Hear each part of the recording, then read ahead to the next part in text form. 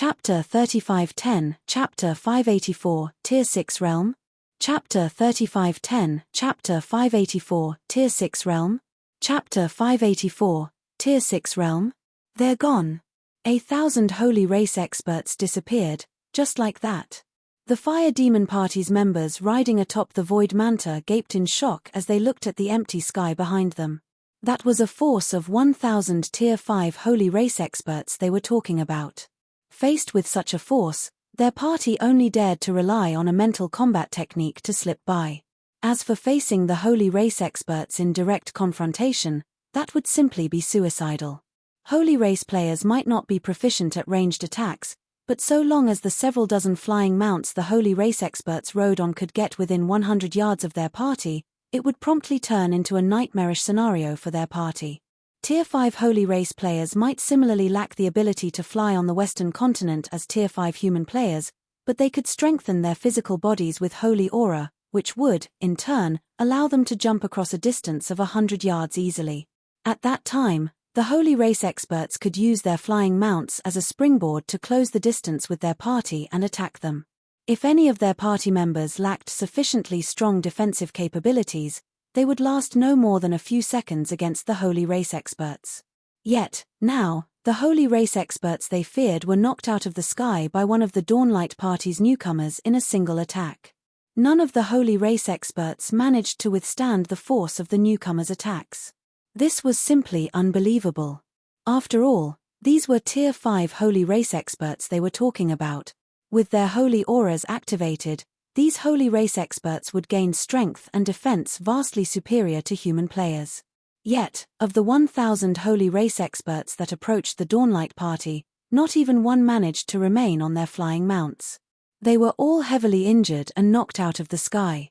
That damned sky pivot. Fire Bull was greatly shocked as he watched Shifeng sheath his sword. Where did he find such a monster? Fire Bull previously thought he had already lucked out significantly when he recruited Kang Sho. But now, it turned out that one of the newcomers Sky Pivot recruited was even more monstrous.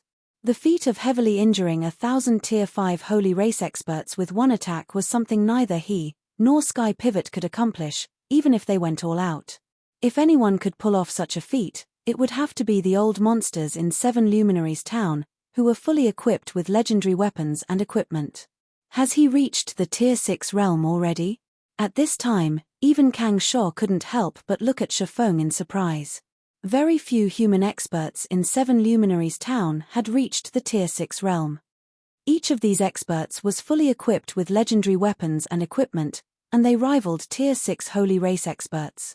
Currently, in a situation where none of the players operating on the Western continent had reached Tier 6 yet, experts who had reached the Tier 6 realm undoubtedly stood at the apex among the Western continent's experts. Even the holy race's various powers wouldn't dare to provoke such existences casually. On the other side, Sky Pivot and the others also couldn't help but look at Shifeng in astonishment. In fact, the shock they experienced was even greater than what the Fire Demon Party's members experienced. The Tier 6 realm. I must be dreaming. Our party actually has an expert of the Tier 6 realm? Sky Pivot, Moon Bamboo, Budding Leaf, and Splashing Fire gaped in shock as they looked at Shifeng. Experts of the Tier 6 realm stood at the absolute apex of the current Western continent's players. Unlike the four of them, who could only rival the Tier 6 human players outside the Eternal Realm, experts of the Tier 6 realm could rival Tier 6 holy race players.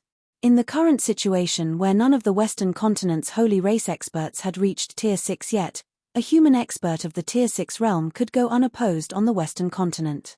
Even the holy race's expert teams would have to avoid these human experts. It would be akin to a group of Tier 5 human players outside the Eternal Realm coming across a Tier 6 human player. Even if the Tier 5 players had the advantage in numbers, they would be nothing more than a group of ants in front of the Tier 6 player. It wouldn't be difficult for the Tier 6 player to crush the group of Tier 5 players. How much strength has he kept hidden? Billowing Water was at a loss for words as she looked at Shifeng. Originally, she thought that after obtaining a bronze mana purification technique, she had reduced the gap in strength between her and Shifeng. She had even been confident that she could surpass Shifeng once she fully mastered the bronze purification technique. Yet, It turned out that her imagination couldn't be any further from reality. While she was preparing herself to die at the hands of the holy race experts, Shifeng heavily injured all 1,000 holy race experts with a single attack. Not only did the strength gap between them not reduce, but it had grown even larger instead. The city gates are open, leader. Let's quickly enter the city. It'd be the end of us if we get surrounded by the holy race's army, Shifeng said when he saw Sky Pivot still in shock. Contrary to Sky Pivot and the others' conclusion, Shifeng was not an expert of the Tier 6 realm. He also couldn't go up against the holy race's Tier 5 army alone. After upgrading his concentration to the Tier 6 advanced standard, it was true that he was able to reduce the time it took him to execute Sword of Space. And with the technique's ability to let him surpass the limits of Tier 5, it was only natural the Tier 5 Holy Race players failed to resist his attack. However, it remained a fact that he needed time to channel his strength to execute the technique. Previously, the Holy Race expert's approach had given him ample time to execute Sword of Space.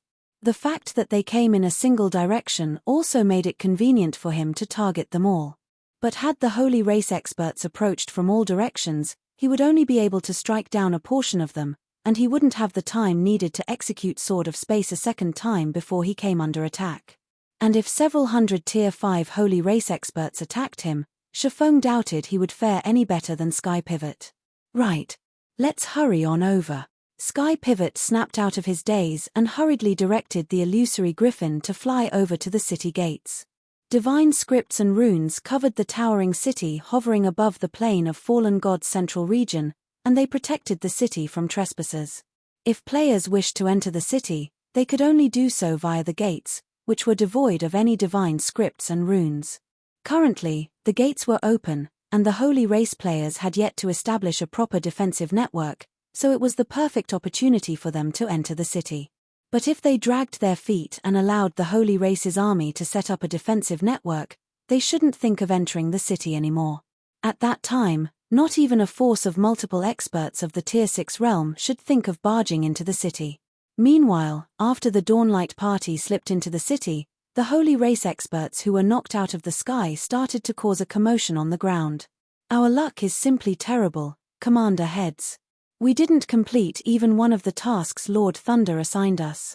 What are the chances that we would meet an expert who has mastered an extremely powerful mental attack and an expert of the Tier 6 realm?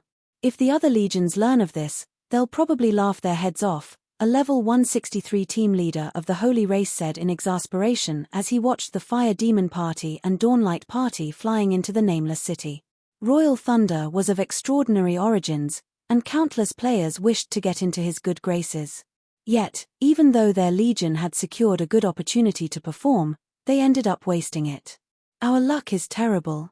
The middle-aged man, who Royal Thunder previously tasked to eliminate the surrounding human parties, suddenly laughed as he watched Shifeng disappear into the city. Then, he said, I don't think so at all. On the contrary, I think we are incredibly lucky. That man is no expert of the Tier 6 realm. We're lucky. And how is that man not an expert of the Tier 6 realm? His sword heavily injured all of our brothers. Had we not joined our holy auras together in time, that attack might have killed us all, another team leader said in confusion. That attack has naturally reached the Tier 6 realm. Smiling, the middle-aged man named 100 Head said, but the mana usage method of that attack is very similar to that of Primordial God. So, I suspect he has obtained the Primordial God-ranked mana technique that those big shots have always wanted. If you find any errors, broken links, non-standard content, etc., please let us know. Report chapter so we can fix it as soon as possible. Chapter 3511, Chapter 585, City Treasury. Chapter 3511, Chapter 585, City Treasury. Chapter 585, City Treasury. A Primordial God-ranked mana technique? Are you sure you're not mistaken, Commander Heads? I heard that the humans have hardly any saint-ranked mana techniques, while Primordial God-ranked mana techniques are no different than myths to them. When the team leaders of the Legion led by 100 Heads heard his conjecture, they quickly voiced their doubts. The Holy Race and the human race might be from different factions and completely different worlds, but the holy race still had a certain degree of understanding regarding the human race. Meanwhile, according to their understanding, saint-ranked mana techniques were considered by humans to be the best mana techniques available, whereas primordial god-ranked mana techniques didn't even exist for humans. Otherwise, human players wouldn't be so weak on average. No, I'm certain the attack he used is a primordial god-ranked mana technique, 100 Heads firmly stated. Have any of you recorded the battle just now? I'm going to send it to Lord Thunder. I did, but will you send it to Lord Thunder, Commander? Wouldn't we be in for dire consequences if it turns out not to be a primordial god-ranked mana technique? A team leader voiced his concerns anxiously. While the mana techniques created by the humans' primordial gods could only be used by human players, the strength of primordial gods was evident. In a one-on-one situation, not even their holy ancestors could be a match for the humans' primordial gods. So, one could say that primordial gods were extremely skilled in using their available strength. It was also why the holy race's many powers had offered lavish rewards for anyone who could get their hands on the humans' primordial god-ranked mana techniques. These powers intended to use these mana techniques as a reference to enhance their holy power usage. However, primordial god-ranked mana techniques were simply too difficult to come by. Even after scouring the entirety of their own greater god's domain, they failed to find even a trace of a primordial god-ranked mana technique. Hence, if they were to present a clue that could reliably lead to the procurement of a primordial god-ranked mana technique, they would have made a huge accomplishment. And should this clue lead to the acquisition of an actual primordial god-ranked mana technique, the various powers would definitely reward them handsomely. But conversely, if the clue provided was false, they should also be prepared to face the wrath of the various powers. Don't worry, I'll take full responsibility, 100 Heads stated after he obtained the battle video from one of his subordinates. Then, he proceeded to forward it to Royal Thunder without hesitation. At the same time, he mentally added, but I'll also take full credit for it.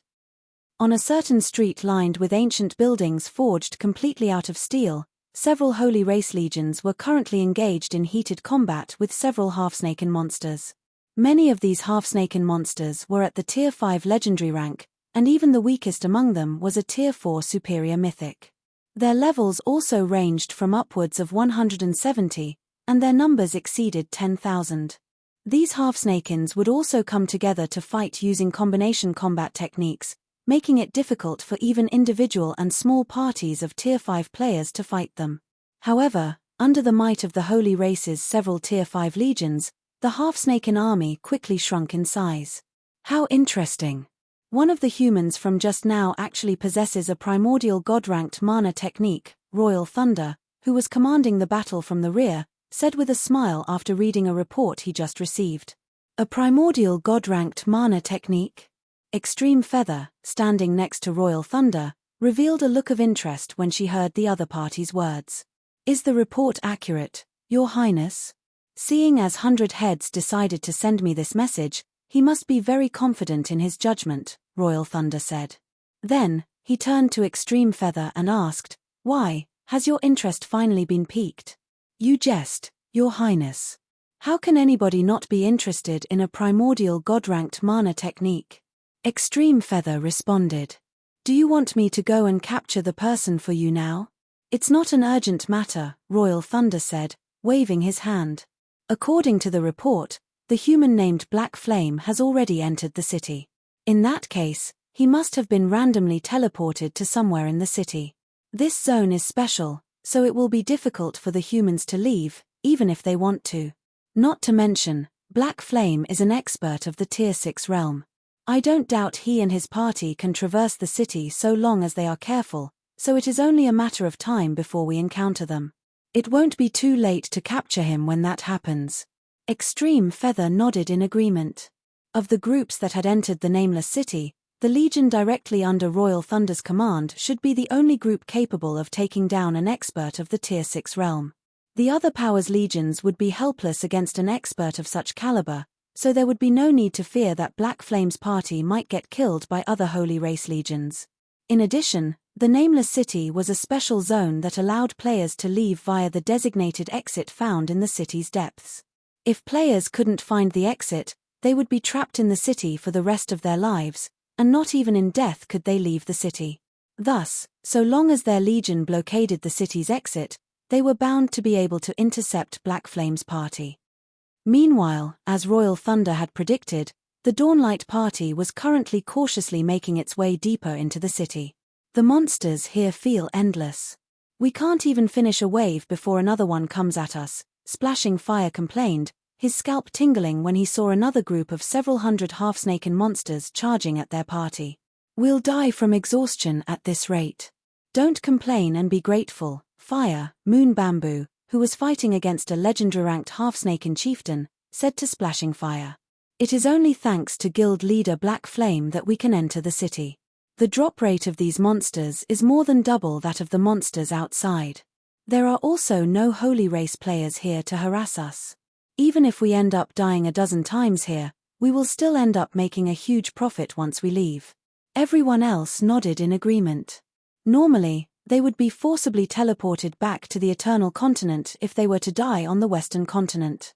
However, when they entered this nameless city, they were informed that they would be resurrected inside the city should they die in the city.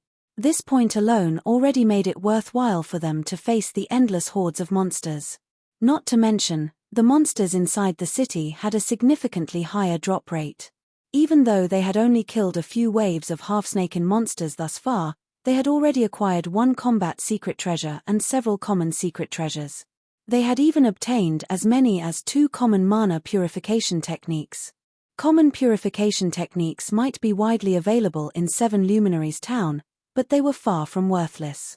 At present, players seeking to exchange a common purification technique would have to fork out a combat secret treasure. The average party would also need 3 or 4 days to get its hands on a common purification technique. In contrast, their party had already obtained 2 common purification techniques and 1 combat secret treasure after just 10 minutes of grinding. We won't have to worry about dying from exhaustion, Shifeng said as he joined the conversation. Then, while observing the surrounding half-snaken monsters, he continued, half-snakens are nocturnal, and their senses are heightened at night. So long as we persist until daylight, we should be able to eliminate a wave of these monsters before another wave discovers us.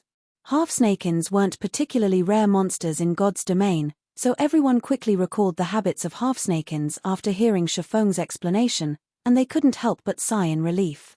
This meant that so long as they rested during the day, they should have no trouble surviving in the city. Subsequently, time passed, and 5 days went by in the blink of an eye. Throughout these 5 days, the Dawnlight party ceaselessly fought at night and rested during the day to recover their stamina and concentration. Meanwhile, not only did every party member level up to 163 and beyond, but the party also obtained over 200 combat secret treasures and over 1,000 common secret treasures. In addition, the party also obtained over 70 common purification techniques and 6 bronze purification techniques. Even after evenly distributing the loot, every party member still managed to fully equip themselves with combat secret treasures. Brother Black Flame, I think I found the city's treasury. Sky Pivot, who was in the midst of scouting the city via his summons, suddenly said in the party chat. If you find any errors, broken links, non-standard content, etc., please let us know. Report chapter so we can fix it as soon as possible. Chapter 3512, Chapter 586, Level 180 Gorgon Queen. Chapter 3512, Chapter 586, Level 180 Gorgon Queen. Chapter 586, Level 180 Gorgon Queen. The city's treasury? Did you really find it, leader? When the others in the Dawnlight party heard Sky Pivot's words, they promptly perked up their ears, not wanting to miss out on anything important. They had gained a massive harvest in the past 5 days, which was easily more than they had gained over the past 2 months of exploration. If they were to show up in the current 7 Luminaries Town fully equipped in combat secret treasures, they would instantly become the center of attention. Not to mention, they could also use their excess secret treasures and mana purification techniques to trade with the 7 Luminaries Alliance. It should be known that the 7 Luminaries Alliance was incredibly wealthy. So long as they could provide sufficient secret treasures and mana purification techniques, they could even exchange legendary weapons and equipment. Of course, they wouldn't do such a thing, as they all belonged to organizations. Obtaining secret treasures on the Western continent might be relatively easy, but it was a completely different situation on the Eternal Continent. On the current Eternal Continent, even a single common secret treasure could cause the various powers' core experts to lose their minds. If each of them were to bring back a haul of several hundred common secret treasures to their respective organizations, they would definitely cause a massive uproar. Not to mention, they would also be bringing back multiple combat secret treasures. However, if they were talking about the city's treasury, the harvest they obtained in the past 5 days would most likely be pitiful in comparison. In God's domain, any city's treasury represented the entire city's wealth. The value of the items inside easily outstripped the items that monsters could drop. Simply acquiring a city's treasure could allow a power to prosper and grow stronger. "I'm not entirely sure," Sky Pivot said after taking a deep breath. "I found an underground chamber that's sealed by divine scripts and runes through my shadow rats. There are also 1,000 legendary-ranked half-snaken chieftains and 100 regional boss-ranked half-snaken generals guarding the entrance. 1,000 chieftains and 100 generals? Heavens! Is this a nest of bosses?" Splashing Fire gasped. Normally, it would take a team or party of highly skilled experts just to raid one regional boss. Moreover, regional bosses would typically only operate solo or with a group of underlings. It was simply unheard of for 100 regional bosses to be in the same location. If that's the case, the sealed chamber should be the city's treasury, Billowing Water said, feeling that Sky Pivot's judgment should be on the mark. It wasn't uncommon for the various powers to raid monster-infested cities. Meanwhile, the treasuries of these cities would usually be guarded by multiple bosses. The only difference between those cities and this nameless city was that this city's treasury had many, many more bosses guarding it. "What should we do? Should we give it a try?" Budding Leaf asked. "Of course," Moon Bamboo stated firmly. Any city's treasury would contain an astronomical wealth, let alone a city left behind by a divine kingdom. The items contained in this nameless city's treasury would most likely be beyond measure. Shifeng also nodded in agreement with Moon Bamboo. Although he had already achieved his goal of coming to the plane of fallen gods, now that the opportunity to secure this nameless city's treasury was presented before him, he naturally had to give it a try. "Okay, I'll lead the way." Sky Pivot stopped hesitating when he saw that everyone was in agreement. Nameless City, Underground Passage. Under Sky Pivot's lead, the party traversed the city's underground network without encountering any monsters and arrived at an underground plaza after just 3 short hours. Currently, though, the underground plaza that was the size of several sports stadiums was occupied by 10,000 holy race experts, and these experts were methodically eliminating the 100 half-snaken generals. "Damn it! The holy race got here ahead of us." Splashing Fire softly cursed with a look of reluctance when he saw that all half-snaken chieftains were dead, and the surviving half-snaken generals had little HP remaining. Had they arrived when the holy race was in a stalemate with the monsters, they could have still taken the opportunity to cause chaos or perhaps even cause both sides to suffer severe losses. But now that the battle's outcome had already been decided, they would have to face the wrath of 10,000 holy race experts. Moreover, they would have to do so while grounded this time. As expected of the holy race, their overall strength is far superior to that of human players, Shifeng thought as he observed the holy race experts in the underground plaza. In his previous life, holy race players were much stronger than human players on average. This wasn't simply because holy race players had access to holy power. Besides that, holy race players were also much better at utilizing their holy power than humans were at utilizing mana. In addition, the population of holy race players was much larger than human players. Now, seeing the holy race experts on the underground plaza, he gained a better understanding of the holy race's situation. It would seem that the holy race players weren't just stronger than human players on average. They also had a very obvious superiority in numbers regarding 5th floor experts. Of the holy race teams gathered on the plaza, at least 10% of each team's members were at the 5th floor standard. On the human side, even the various apex powers would have difficulty fielding such teams. Aside from special exceptions, Apex powers could only afford to have one fifth-floor expert leading each of their 100-man elite teams on average. However, of the holy race players gathered on the plaza, the majority of them only came from ordinary powers among the holy race. At best, these powers were equivalent to the humans' ordinary hegemonic powers. What a coincidence, Pivot. You guys made it here as well. Suddenly, a wild and deep voice entered the ears of the Dawnlight Party's members. A moment later, a translucent silhouette appeared not far away from the team, and it belonged to none other than Fireball, the leader of the Fire Demon Party. You guys are as good at hiding as always, Fireball, Sky Pivot commented when he saw Fireball and the rest of the Fire Demon Party suddenly appearing out of nowhere. It's a pity that neither of us is fated to have this treasury. Even if you came when the fight just started, it wouldn't have mattered, Fireball said, nonchalantly shaking his head. Then, he shifted his gaze toward an expressionless woman standing on the plaza and continued, "Do you see that beauty single-handedly suppressing a half-snaken general over there? So long as she's here, none of us stand a chance." "Is she very strong?" Billowing Water asked as she followed Fireball's gaze out of curiosity. "Strong?" Fireball looked at Billowing Water in exasperation. The word strong doesn't come anywhere close to describing her. She was previously responsible for single-handedly annihilating the team led by one of 7 Luminaries' town's old monsters. That's not your average 20-man team we are talking about. That's one of the town's top 3 teams. Even the team's weakest member is at the half-step Tier 6 standard.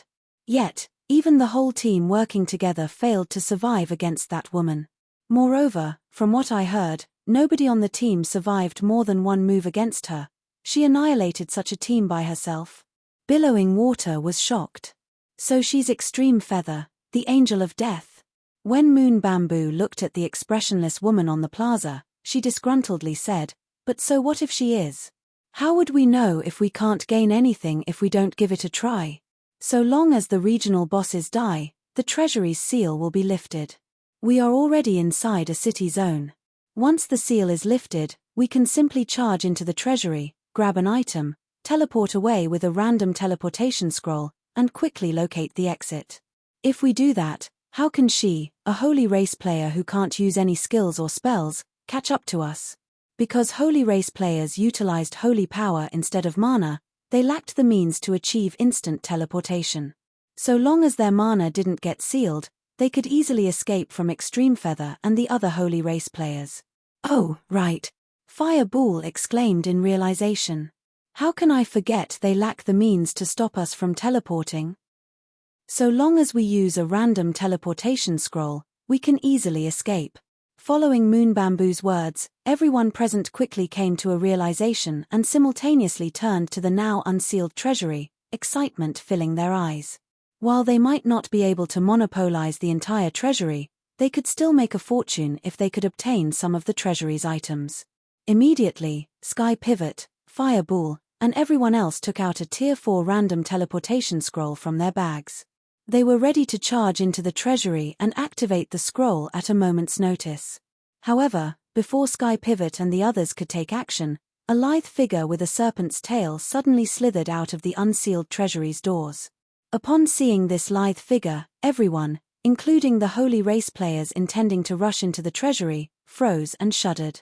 This was because the monster that came out of the treasury was nothing like the half-snaken monsters that guarded the treasury. Instead, it was a level 180, Tier 6 divine monster.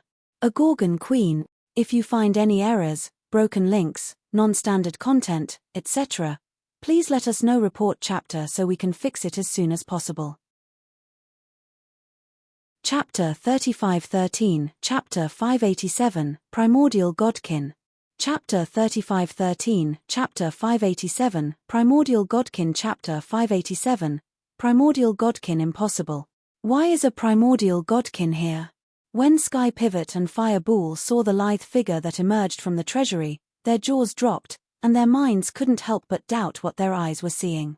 Gorgon Queen, Primordial Godkin, Divine, level 180 HP? Gorgons were descendants of gods. However, they weren't particularly rare in the greater gods' domain. The Gorgon race even occupied an entire realm to themselves, and said realm was currently one of the 12 sanctuaries. In terms of life rating, the Gorgons were only slightly inferior to dragons and evenly matched with angels. Because of this, any Gorgon that successfully reached the Tier 6 divine rank would instantly become an opponent that most Tier 6 players would actively avoid. As for Gorgon queens, who inherited the bloodline of primordial gods, they were regarded as primordial godkins and possessed talent far above other Gorgons. Needless to say, Gorgon queens were extraordinarily powerful. They were so powerful that one of them was even regarded as one of the greater gods' domain's 22 taboos. How dare you insignificant ants set your sights on my race's treasures? I will let all of you know the severity of your sins, the Gorgon queen bellowed as she glared at the holy race players before her. Immediately afterward, an invisible ripple of energy spread from her. When the ripple spread across the plaza, nearly 90% of the holy race players on the underground plaza collapsed on the spot. Then, their bodies quickly turned to stone and disintegrated into dust. What? This abrupt development dumbfounded the remaining holy race players. It should be known that everyone present had seen Tier 6 divine monsters before. Yet, even with their experience, they still couldn't comprehend what they just witnessed. With only her gaze, the Gorgon Queen had erased nearly 10,000 Tier 5 experts. How could this even be within the realm of feasibility? What an incredible mental attack. Shifeng was greatly shocked when he saw the thousands of holy race experts turning to dust. He had slain Tier 6 Gorgons in his previous life, but none of them could even come close to matching the Gorgon Queen before him. With just one mental attack, the Gorgon Queen had annihilated all players whose concentration was under the Tier 6 intermediate standard. Moreover, this was only an AoE mental attack. Her single-target mental attacks would undoubtedly be much more powerful. Have fun by yourself. That Gorgon Queen isn't something my party can handle at this point, Fire Bull said to Sky Pivot before hurriedly activating his random teleportation scroll. When he saw how effortlessly the Gorgon Queen had annihilated thousands of holy race experts, he dared not remain in this place for even a moment longer. We're leaving as well, Sky Pivot promptly said in the party chat. All of us will be at risk of permanent death if that Gorgon Queen notices us. Hearing Sky Pivot's command, Moon Bamboo, Budding Leaf, Splashing Fire, and Billowing Water did not hesitate to activate the random teleportation scrolls in their hands. After seeing the Gorgon Queen's display of power, none dared to try their luck anymore. Mental attacks were largely similar to soul attacks in God's domain. In other words, mental attacks could be used to damage souls. Meanwhile, if players had their souls annihilated, they would have to bid goodbye to God's domain forever. With such high stakes, nobody would dare to bet whether the Gorgon Queen could annihilate their souls. The surviving holy race experts were no different in this regard, and many chose to retreat without hesitation. Damn it! Extreme Feather cursed angrily when she saw the other powers experts fleeing. Unfortunately, despite her anger, she could do nothing about this situation. We should quickly retreat as well, Miss Feather, a level 165 holy race expert anxiously advised when he saw the gloomy look on Extreme Feather. The surviving experts might be able to survive the Gorgon Queen's AoE mental attacks, but the Gorgon Queen definitely wasn't limited to such attacks. She undoubtedly possessed much stronger targeted mental attacks. As for whether they could resist these targeted mental attacks, only a fool would try to test it. After looking at her anxious subordinates, Extreme Feather gritted her teeth and said, "Everyone, retreat." Upon hearing Extreme Feather's call for retreat, the remaining holy race players sighed in relief. For a moment there, they had been incredibly worried Extreme Feather would command them to throw their lives away. Immediately, the surviving holy race players scattered and fled from the underground plaza, none daring to stay here even a moment longer. You want to escape? When the Gorgon Queen saw the holy race players fleeing, a contemptuous look appeared on her beautiful face. Do you think I'll let you? Moving her serpent tail, the Gorgon Queen slithered toward the remaining 1,000 or so holy race experts like a bolt of lightning, every holy race expert she slithered past turning to stone on the spot. The Gorgon Queen didn't have to lift even a finger to petrify the fleeing players. She simply wasn't an existence that Tier 5 players could hope to resist. Let's give it a try. Shifeng thought when he saw the Gorgon Queen hunting down the remaining Holy Race players. Immediately, he equipped the Mental Dominator title and charged toward the treasury. Even though he had never fought a Gorgon Queen before, he was still more or less aware of their capabilities. It wasn't an exaggeration to say that players would die on the first exchange if they didn't have sufficiently high concentration. Even if players possessed heaven-defying basic attributes, it still wouldn't matter. Normally, players would need to have Tier 6 advanced concentration at the very minimum to go up against a Tier 6 Gorgon Queen. Otherwise, they wouldn't even be qualified to stand before a Tier 6 Gorgon Queen, let alone fight one. They would simply be petrified on the spot. Currently, Shifeng's concentration had already reached the Tier 6 advanced standard. If he utilized mental condensation, he could push it slightly above the average mark of the Tier 6 advanced standard. And once he factored in the Mental Dominator's title effect of weakening all mental attacks he received by 20%, he should have no trouble resisting the Gorgon Queen's targeted mental attacks. How dare he? Extreme Feather, in her escape, noticed Shifeng charging for the treasury, and this discovery instantly filled her with rage.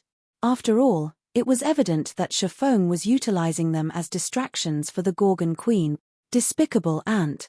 That's not a place you can set foot in. The Gorgon Queen also noticed Shifeng's actions, and true rage colored her eyes for the first time. Immediately, she gave up chasing after the several dozen Holy Race experts before her and turned around to go after Shifeng instead. Good. Extreme Feather inwardly celebrated when she saw the Gorgon Queen going away. Not once in her life had anybody dared to take advantage of her. If not for the threat of the Gorgon Queen, she would have definitely taken care of Shifeng herself. If you find any errors, broken links, non-standard content, etc., please let us know. Report chapter so we can fix it as soon as possible. Chapter 3514, Chapter 588, War Goddess vs. Gorgon Queen. Chapter 3514, Chapter 588, War Goddess vs. Gorgon Queen. Chapter 588, War Goddess vs. Gorgon Queen. The underground plaza was spacious, but Shifeng wouldn't need more than 3 seconds to cross it and reach the treasury, thanks to his basic attributes having reached the Tier 6 standard. Despicable ant. Die. But when Shifeng was only halfway to reaching the treasury, the Gorgon Queen suddenly appeared next to him as if she had just teleported, and she looked at him with a pair of eyes that seemed like it could pierce the soul and mesmerize anything in the world. At this moment, even while standing nearly 700 yards away, Extreme Feather could feel her soul shuddering. Without a doubt, the mental attack the Gorgon Queen used this time was on a completely different level than the one she used previously. In fact, the mental attack had instantly petrified the several dozen Holy Race experts within a 200-yard radius of the Gorgon Queen. However, what happened next caused Extreme Feather's eyes to go wide. Impossible.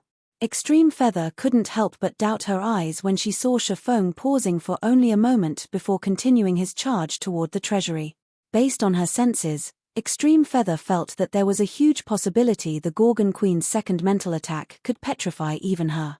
The experts petrified by the Gorgon Queen also served as a good measurement. Each of those petrified experts possessed concentration at the Tier 6 intermediate standard. It was also why they had survived the Gorgon Queen's first mental attack, while those who only possessed Tier 6 basic concentration didn't. Now, though, these experts with Tier 6 intermediate concentration had died after merely getting struck by the ripples of the Gorgon Queen's second mental attack. Even though Extreme Feather had Tier 6 advanced concentration, she highly doubted she could survive if she were the target of such an attack. And even if she could survive it, she would most likely be put in a daze for a long time. Yet, what was up with Shifeng? Despite being the target of the Gorgon Queen's single-target mental attack, Shifeng only froze briefly before he resumed charging toward the treasury. He made it seem as if the Gorgon Queen's mental attack was only a tickle that only managed to distract him for a moment. The attack utterly failed to cause any substantial harm to him.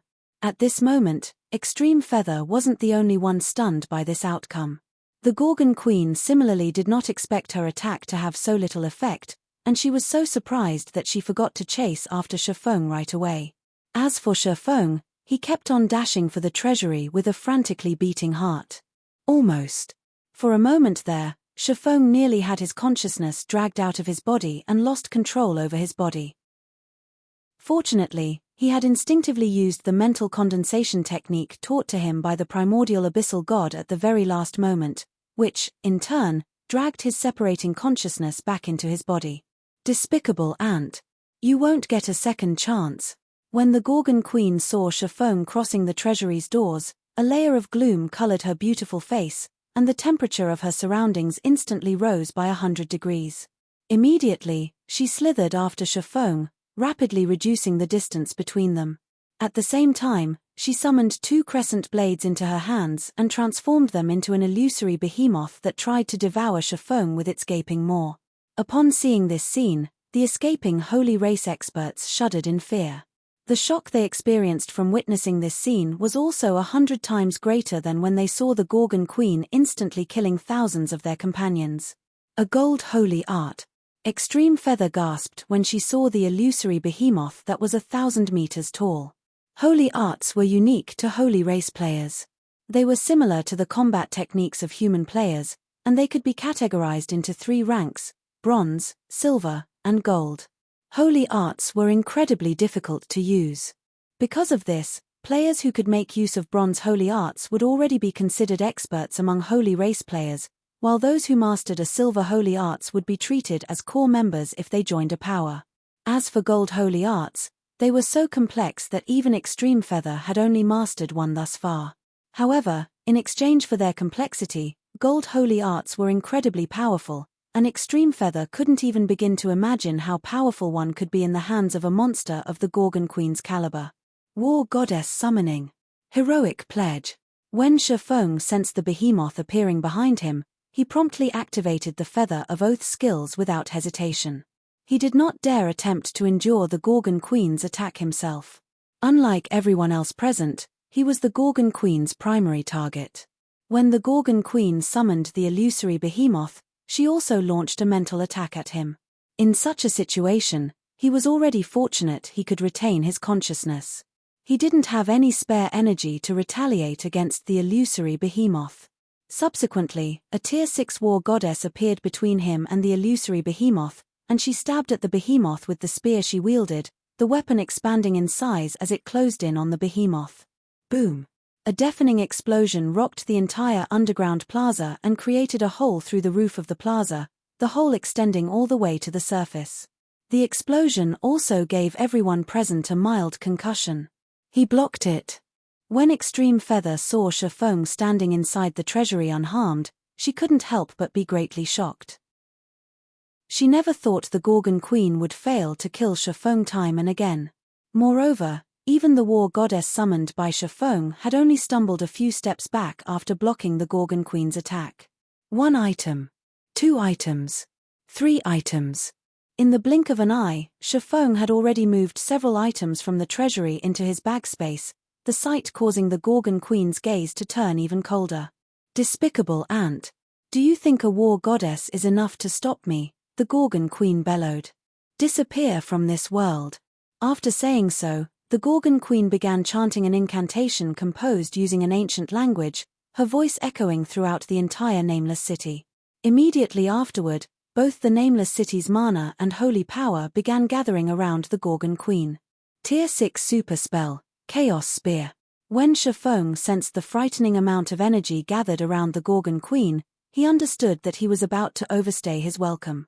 Immediately, he took out a Tier 4 random teleportation scroll and used it to teleport out of the Nameless City. However, even after teleporting out of the treasury, Shifeng still wasn't assured, and he promptly used world-breaking teleportation to return to the Eternal Continent's Crystal City of Secrets, thoroughly vanishing from the Western continent. At the same time Shifeng disappeared from the treasury, the Gorgon Queen also finished the final verse of her incantation. Subsequently, a spear radiating the aura of death formed in her hand, and she threw the spear at the location where Shifeng previously stood in the treasury. When the Chaos Spear arrived at where Shifeng disappeared from, it traced the spatial ripples in the area and instantly appeared at the location where Shifeng had randomly teleported to. Immediately afterward, it followed the spatial ripples there and disappeared once again. The next time the Chaos Spear appeared, it had already arrived above the Crystal City of Secrets. Following its appearance, a mighty aura of death enveloped the entire Crystal City, causing all players within the city to shudder in shock and fear. Before the Crystal City's players could react, the Chaos Spear fell from the sky. If you find any errors, broken links, non-standard content, etc., please let us know. Report chapter so we can fix it as soon as possible. Chapter 3515, Chapter 589, King's Treasure. Chapter 3515, Chapter 589, King's Treasure. Chapter 589, King's Treasure. What's going on? Someone's actually attacking the Crystal City? What? Chaos Spear? Who's using a Tier 6 super spell on the city? It's over.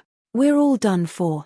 When the Chaos Spear's dominating aura spread across the Crystal City of Secrets, many of the city's players failed to recognize the super spell, and they couldn't help but fall into confusion and bewilderment. As for the players who did recognize the Chaos Spear, fear and despair overwhelmed them. Chaos Spear. A Tier 6 super spell known for rivaling the attacks of ancient gods. One strike from a Chaos Spear could obliterate an entire city and its surrounding region. Even Tier 6 MTS with their life-saving skills activated would get killed on the spot if struck by a Chaos Spear. In the current situation where none of the Crystal City's players had even reached Tier 6, there was a considerable chance the Chaos Spear could annihilate everyone's souls, permanently removing them from God's domain. However, before anyone could think of a response, the Chaos Spear had already made contact with the city's defensive magic array. Boom! A deafening thunder shook the sky, and a powerful impact spread across a radius of several dozen kilometers. The sky also shattered like glass, making it seem like Armageddon had arrived. However, when the thunder dissipated, both the Crystal City and its inhabitants remained intact, and the players in the city couldn't help but look up in disbelief. This was because what originally should have been a devastating attack ended up getting neutralized by the countless divine scripts that hovered above the city. The Chaos Spear didn't even cause the city to vibrate, let alone damage any of the city's infrastructure. All the Tier 6 super spell managed to accomplish was put on a flashy fireworks show. That was close. Shifeng sighed in relief when he saw the shattered sky above the city. If he hadn't chosen to teleport back to the Crystal City using the Abyss Workshop certification right away, he would have absolutely died at the Gorgon Queen's hands. He had personally witnessed the strength of primordial godkins in his previous life. Random teleportation scrolls might work against the average Tier 6 divine monster, but the concept of distance was of little significance to a monster of the Gorgon Queen's caliber. It was also why so many experts had died at the hands of the Greater God's Domain's 22 taboos. Similar to the space-crossing attack he had previously executed in the miniature ancient world, the only way to stop the Gorgon Queen's attack would be to block it. Fortunately, he had the Crystal City of Secrets to fall back on. The Crystal City of Secrets was one of the Eternal Continent's 7 great cities. In his previous life, the Crystal City stood firm even in the face of the Holy Race's all-out invasion. Apart from a large number of powers and experts operating in the city itself also had various defensive measures created by ancient gods. Even if a group of ancient gods were to attack the city, it would take them a considerable amount of time to tear down the city's defenses. While Shifeng was feeling relieved, the rest of the Crystal City erupted into chaos. Everyone started discussing the Chaos Spear that attacked the city and the Crystal City's defensive measures that stopped the Chaos Spear. Many powers also promptly mobilized their forces to investigate why the Crystal City would be suddenly subjected to such a powerful attack. In God's domain, NPC cities might face occasional monster hordes and siege battles for no reason, but they would never be subjected to an ancient god's attack out of the blue. After all, existences capable of launching such attacks all stood at the apex of God's domain. Even a simple action from these existences would be considered a major event, let alone launching a direct attack on the Crystal City of Secrets. It should be known that the Crystal City had many Tier 6 NPCs garrisoning it. Moreover, these weren't your average Tier 6 NPCs. Even the weakest among them was equipped with a legendary equipment set. Paired with the city's magic array, even Tier 6 Saint-ranked experts shouldn't think of stirring up a scene in the city. While the Crystal City's various powers were frantically investigating the unexpected event, Shifeng quietly returned to Zero Wing's residence. The residence had undergone significant changes while Shifeng was away. Not only were there many more guild members coming and going from the residence, but the equipment standard of these guild members had also improved substantially, with many of them having 2 or 3 common secret treasures equipped. Compared to most of the Crystal City's experts, who only had 1 common secret treasure equipped, Zero Wing's members were in a vastly better state. They were already close to matching the various Pseudo-Apex Powers members. You newcomers have some good luck. Boss Fury's group will be coming along with us to the underground Crystal Palace this time, and they'll be taking us to explore the level 165 zone. The level 165 zone? I heard that only the various Pseudo-Apex Powers elite teams can grind there right now, and they've also found quite a few extraordinary secret treasures already. It seems you all are well informed. For your information, Boss Fury's group has already located a boss. If we can successfully raid it, our guild might get its very first extraordinary secret treasure. Zero Wing will become the 6th guild to own an extraordinary secret treasure at that time. Everyone involved in the raid will earn a ton of GCPs. Currently, a team of players was gathered in the residence's courtyard, and one of the guild's veteran members proudly introduced the objectives of the team's upcoming operation, the veteran member's words stirring the excitement and expectation of the guild's new members. Ever since the first extraordinary secret treasure appeared in the underground Crystal Palace, every power operating in the Crystal City had ramped up their efforts in exploring the secret land. However, even until now, only a few teams could explore the secret land's level 165 zone. A team not only required players with sufficiently high combat and equipment standards to raid the level 165 zone's bosses, but it also needed enough players capable of blocking the boss's attacks. Otherwise, the more fragile members of the team would get annihilated in no time.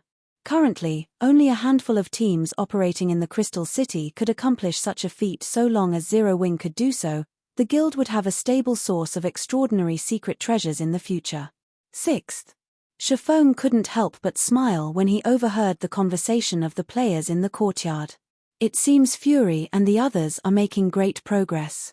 The underground Crystal Palace's level 165 zone was already an area where only Tier 6 players could delve in. Apart from the various Pseudo-Apex Powers, it would be incredibly difficult for any other power to explore the level 165 zone at this time. The fact that Zero Wing could already begin exploring the level 165 zone showed that the guild's teams could already rival the various Pseudo-Apex Powers teams. If Desolate Fury and the others could successfully explore the level 165 and acquire an extraordinary secret treasure, Zero Wing would become an attractive choice for the Eternal Realm's various independent experts. It would undoubtedly elevate the guild's status to a whole new level. Zero Wing also wouldn't need to rely on the secret crystal trading firm's privileges to retain its members anymore. After Shifeng entered the guild hall, he made his way to an underground secret room and activated the room's defensive barrier.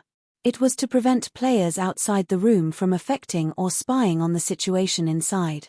I took such a big risk this time. I even had to return ahead of time.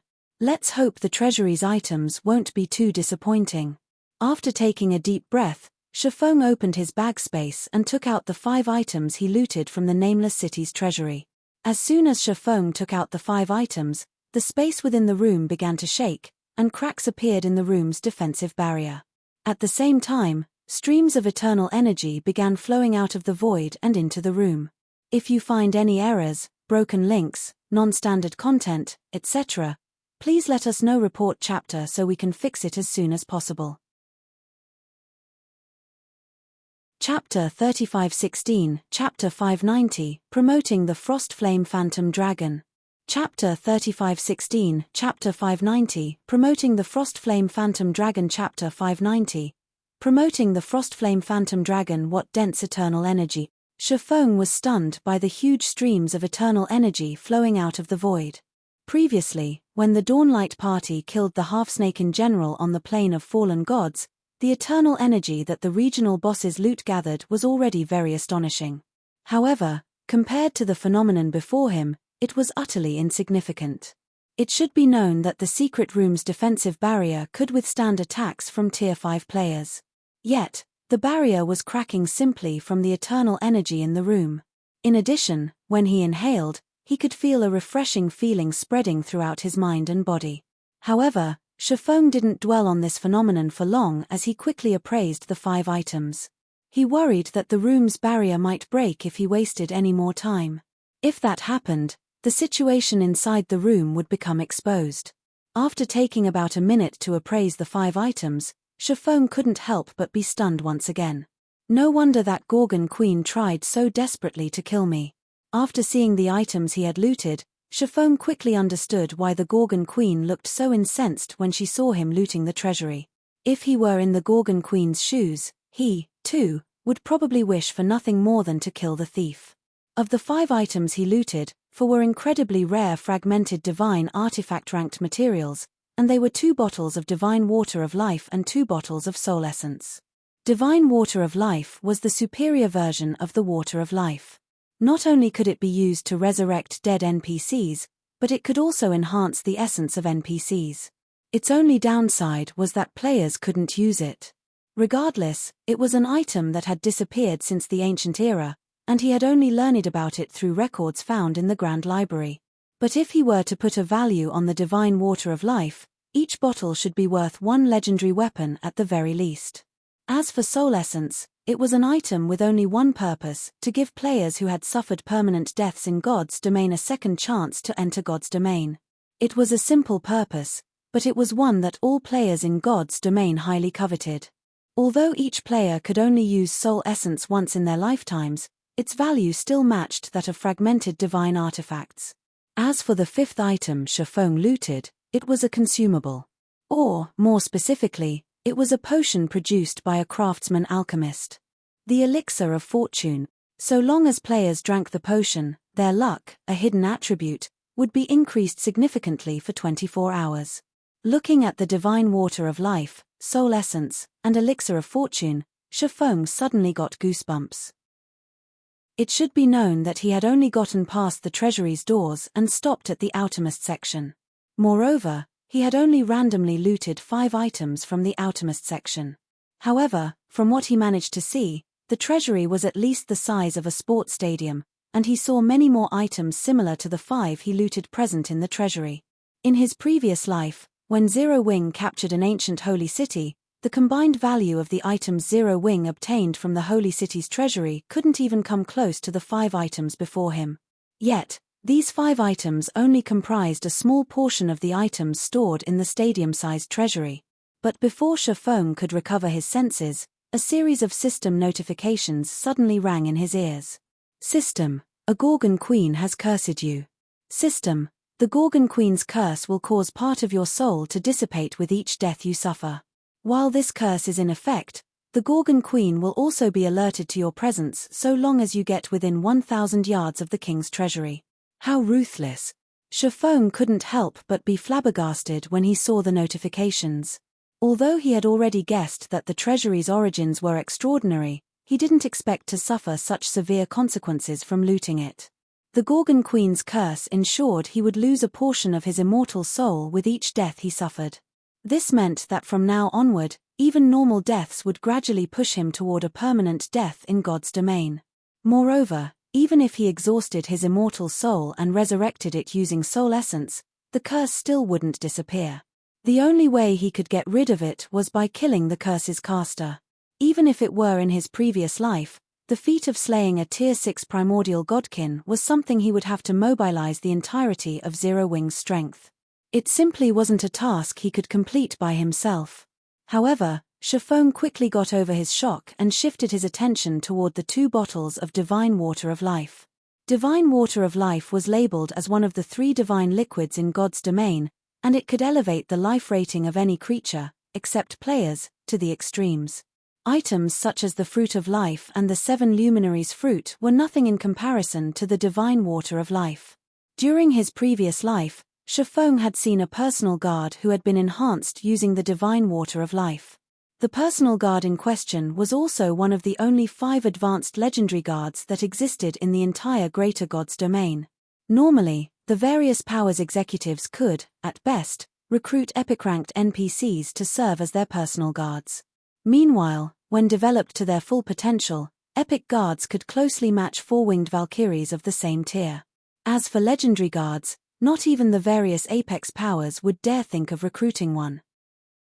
This was because every legendary guard could rival gods of the same tier when fully developed. As for advanced legendary guards, they were existences on par with ancient gods. Though, in the eyes of players, they were even more challenging to deal with than ancient gods. This was because personal guards had a much easier time obtaining weapons and equipment than players.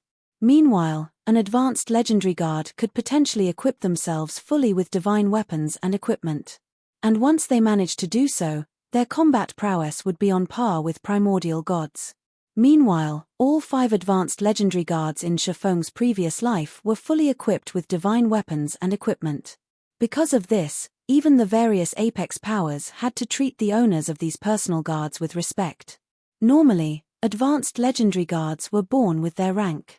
It wasn't a realm that personal guards could achieve by relying on external items. The divine water of life was the only exception.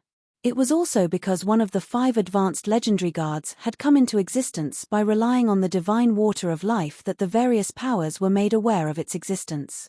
Only, apart from the owner of the artificial advanced legendary guard, nobody else knew how to obtain the divine water of life.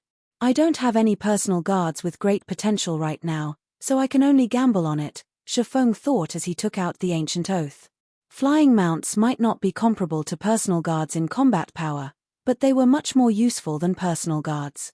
This was because even if a flying mount died, it could be resurrected limitlessly without using water of life. Previously, the Frostflame Phantom Dragon had already become an advanced legendary flying mount after undergoing a mutation.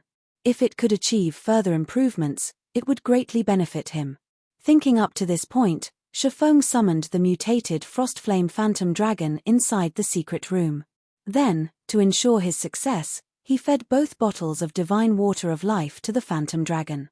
Upon consuming the 2 bottles of light blue liquid, the Phantom Dragon let out a resounding roar, and its body began radiating a multicolored brilliance. For a moment, it looked like the Phantom Dragon was transforming into a dragon of light. Its size also started to grow at a visible rate. 10 seconds later, the Phantom Dragon had grown to a length of 100 meters. If not for the secret room having an adjustable space, it would have been impossible for the room to fit the Phantom Dragon.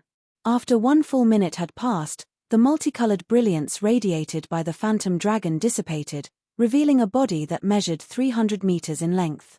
The Phantom Dragon was several times larger than before, and its every action caused the secret room's space to tremble. If you find any errors, broken links, non-standard content, etc., please let us know. Report chapter so we can fix it as soon as possible. Chapter 3517, Chapter 591, Frightening Divine Flying Mount. Chapter 3517, Chapter 591, Frightening Divine Flying Mount. Chapter 591, Frightening Divine Flying Mount. TL notes: please regard all instances of divine dragons in the main story as sacred dragons from now on. Did it reach Tier 5? Shifeng couldn't help but be surprised when he felt faint pressure coming from the Frostflame Phantom Dragon. This was something he had not experienced even when he faced the half-snake in general. Moreover, the Frostflame Phantom Dragon no longer looked like a flying mount but rather an actual dragon instead. Thinking up to this point, Shifeng hurriedly checked the pendant in his hand. He wanted to check to what extent the Frostflame Phantom Dragon had been upgraded. Unlike other items that raised the user's life rating, the Divine Water of Life did not have a usage limit. So long as one had enough Divine Water of Life, one could continuously use it to improve a creature's potential to the extremes. Only, the higher a creature's potential, the more Divine Water of Life would be needed to improve its potential.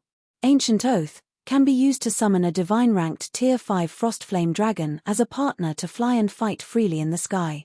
If the Frostflame Dragon dies, it will need 60 natural days to return to life. Additional effect grants the Ancient Oath's wielder 15% of the Frostflame Dragon's basic attributes. A Tier 5 divine-ranked dragon? The stats that appeared before Shifeng stunned him momentarily. Be it flying mounts that were pure-blooded dragons or divine flying mounts, both were things he had only ever heard about through rumors thus far. As for a divine flying mount that also happened to be a dragon, this was the first time he had ever heard of one existing. Flying mounts could be categorized into 4 major ranks: common, extraordinary, legendary, and divine. These ranks represented a flying mount's potential. It also represented the difficulty of upgrading their tiers. Generally, a legendary flying mount would have a chance of getting promoted to Tier 6, while advanced legendary flying mounts would have a considerable chance of getting promoted to Tier 6. As for divine flying mounts, they were fated to get promoted to Tier 6. In other words, he was now in possession of a dragon that was fated to reach Tier 6. If news of this spread, it would absolutely shake the entire greater God's domain. Dragons were an apex race in God's domain, and their average life rating was essentially unmatched at the same tier. Even the average Tier 6 dragon could closely rival Tier 6 gods in combat power. So, having a dragon as a flying mount would undoubtedly make him envied by all players. In addition, the existence of flying mounts was akin to tools. So, unlike NPCs and contracted beasts, the concept of a true death did not exist for flying mounts, and they could be summoned limitlessly. Players also wouldn't have to go out of their way to level up their flying mounts as mounts leveled with their owners. More importantly, players would get to share a portion of their flying mount's basic attributes, and any player would drool over a dragon class bonus. This was because what made dragons strong was their heaven-defying basic attributes, and their basic attributes far outclassed monsters of the same tier. It should be known that monsters already possessed far greater basic attributes than players in general. The disparity was so significant that even if players equipped themselves with top-tier weapons and equipment, they would still be slightly behind monsters of the same level and tier in basic attributes. Yet, dragons possessed even greater basic attributes than the average monster, with a Tier 5 dragon having the basic attributes of a Tier 6 monster of the same level. So, one could only imagine the basic attributes one could obtain from a dragon flying mount. With this, I can probably fight the Western continent's Tier 6 divine monsters, even without getting promoted to Tier 6. When Shifeng looked at his attribute panel and saw the numbers listed, he couldn't help but feel as if he were dreaming. Even though he was only receiving 15% of the Tier 5 Frostflame Dragon's basic attributes, the bonus was already enough to put his basic attributes on par with a Tier 5 expert equipped with a full set of legendary equipment. A full set of legendary equipment. For most players, owning a full set of legendary equipment was something they could only dream of achieving. Even the various Apex Powers chosen ones wouldn't necessarily get to enjoy such a benefit. This was because a Tier 6 expert fully equipped with legendary equipment would be strong enough to match Tier 6 gods. Assigning such valuable equipment to Tier 5 players would be an utter waste. Such behavior would be beyond extravagant, and very few powers would be foolish enough to do such a thing. Thinking up to this point, Shifeng pulled up his contacts and called Gentle Snow. When the call connected, Gentle Snow couldn't help but look at Shifeng in surprise and ask, "You're back already, guild leader?" Previously, Shifeng had already informed her through the real world that he was currently visiting the Forbidden Zone's western continent and stated that they shouldn't try to contact him unless it was an emergency. As for the Eternal Realm's western continent, Gentle Snow had more or less learned about it from Shifeng. So, she knew that while the western continent had many more opportunities available than the Eternal Continent, it was also filled with much greater dangers. She also heard from Shifeng that the western continent was infested with holy race players, so he couldn't afford even a moment's carelessness. "Something unexpected happened, so I made a trip back first," Shifeng said, nodding. "I'm planning to bring some of Zero Wing's members with me when I go there again, so have Chenliu and the others quickly gather in the guild residence." Now, Gentle Snow hesitated to comply with Shifeng's orders. "We are currently exploring the underground Crystal Palace's level 165 zone. We are also planning to raid a regional boss once our reinforcements arrive. If we leave now, we will miss this precious opportunity." "It's fine. At most, you'll miss out on an extraordinary secret treasure." In a definitive tone, Shifeng said, "Just tell Fury and the others that I have different arrangements for you all, and you won't be exploring with them for the time being." Zero Wing might be exploring the underground Crystal Palace's level 165 zone currently, but this expedition was led by Desolate Furies and Scarecrow Fox's groups. The expedition didn't only consist of Zero Wing's members. Ultimately, the boss's loot would have to be distributed based on contributions, and not all would go to Zero Wing. Not to mention, compared to the underground Crystal Palace and the rest of the Eternal Continent, the Western Continent was of vastly greater importance. So, he planned to bring some of Zero Wing's members to develop them on the Western Continent. Otherwise, others might say that Zero Wing lacked capable combatants and could only rely on joining forces with other powers to achieve its current standards. "Alright, then. I'll inform them immediately," Gentle Snow replied as she stopped hesitating. Then, she promptly informed Su Qianliu and the others on the expedition team about Shifeng's orders. Meanwhile, when Su Qianliu, Hidden Soul, and the others heard about Shifeng's command, they swiftly returned to the residence, abandoning their exploration of the level 165 zone. As for Desolate Furies and Scarecrow Fox's groups, although they were confused by Shifeng's decision, they didn't make any comments about it. After all, this was Zero Wing's private affair, and they were merely Zero Wing's collaborators. Zero Wing's residence, Guild Leader's office. "Why did you summon us back in such a hurry, Guild Leader? Did something happen?" Hidden Soul, who had already chosen to become a member of Zero Wing thoroughly, asked as she looked at Shifeng. The various powers are in the midst of competing for the level 165 zone's regional bosses to give their members a better chance of getting promoted to Tier 6. Isn't it a waste for us to give up like this? It wasn't easy for players to get promoted to Tier 6 in God's domain. Not to mention, the strength of the divine body created would also influence players' strength in the future. Because of this, the various powers were currently looking for ways to improve their experts' chances of getting promoted to Tier 6 with a powerful divine body, and extraordinary secret treasures were one of the more effective methods that could be used to accomplish this goal. Meanwhile, once the various powers experts created a sufficiently strong divine body, they could promptly get promoted to Tier 6 and capture ownerless settlements occupied by divine monsters. This, in turn, would grant the various powers unimaginable advantages and wealth. Yet, even though Zero Wing also had an opportunity to secure such advantages and wealth, they had actively abandoned it. Looking at Hidden Soul's slightly angry expression, Shifeng smiled and retrieved a book from his bag space, asking, "Extraordinary secret treasures might be important, but what do you think of this item?" The book was none other than the bronze mana purification technique he had obtained from grinding in the Nameless City with the Dawnlight Party. "If you find any errors, broken links, non-standard content, etc., please let us know. Report chapter so we can fix it as soon as possible." Chapter 3518, Chapter 592, Advanced Bronze Mana Purification Technique. Chapter 3518, Chapter 592, Advanced Bronze Mana Purification Technique. Chapter 592, Advanced Bronze Mana Purification Technique. A mana purification technique? Hidden Soul couldn't help but grow confused when she saw Shifeng taking out a book. However, upon inspecting the book, whether it was Hidden Soul or Gentle Snow and the others, everyone was surprised.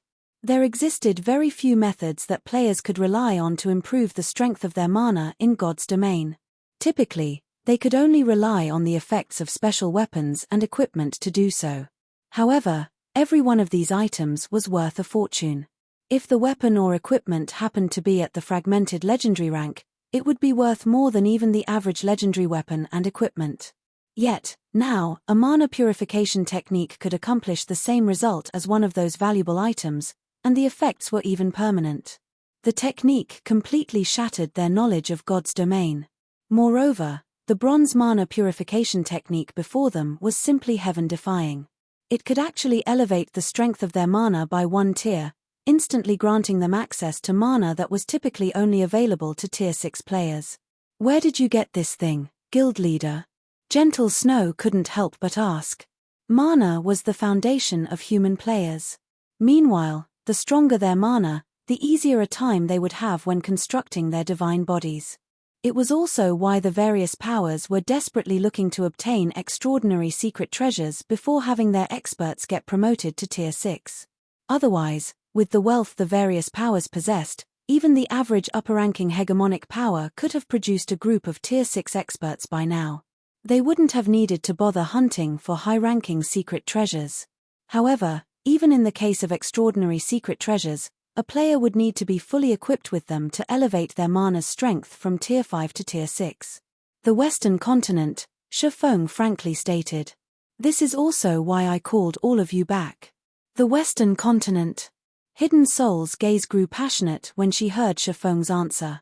If we can secure a large number of these bronze purification techniques, Zero Wing will absolutely become the #1 guild in the Crystal City, or possibly even the whole Eternal Realm. Having stronger mana meant being able to construct stronger Tier 6 divine bodies. Compared to the bronze purification technique, extraordinary secret treasures were greatly inferior. Don't get excited too early. Bronze mana techniques aren't so easy to obtain.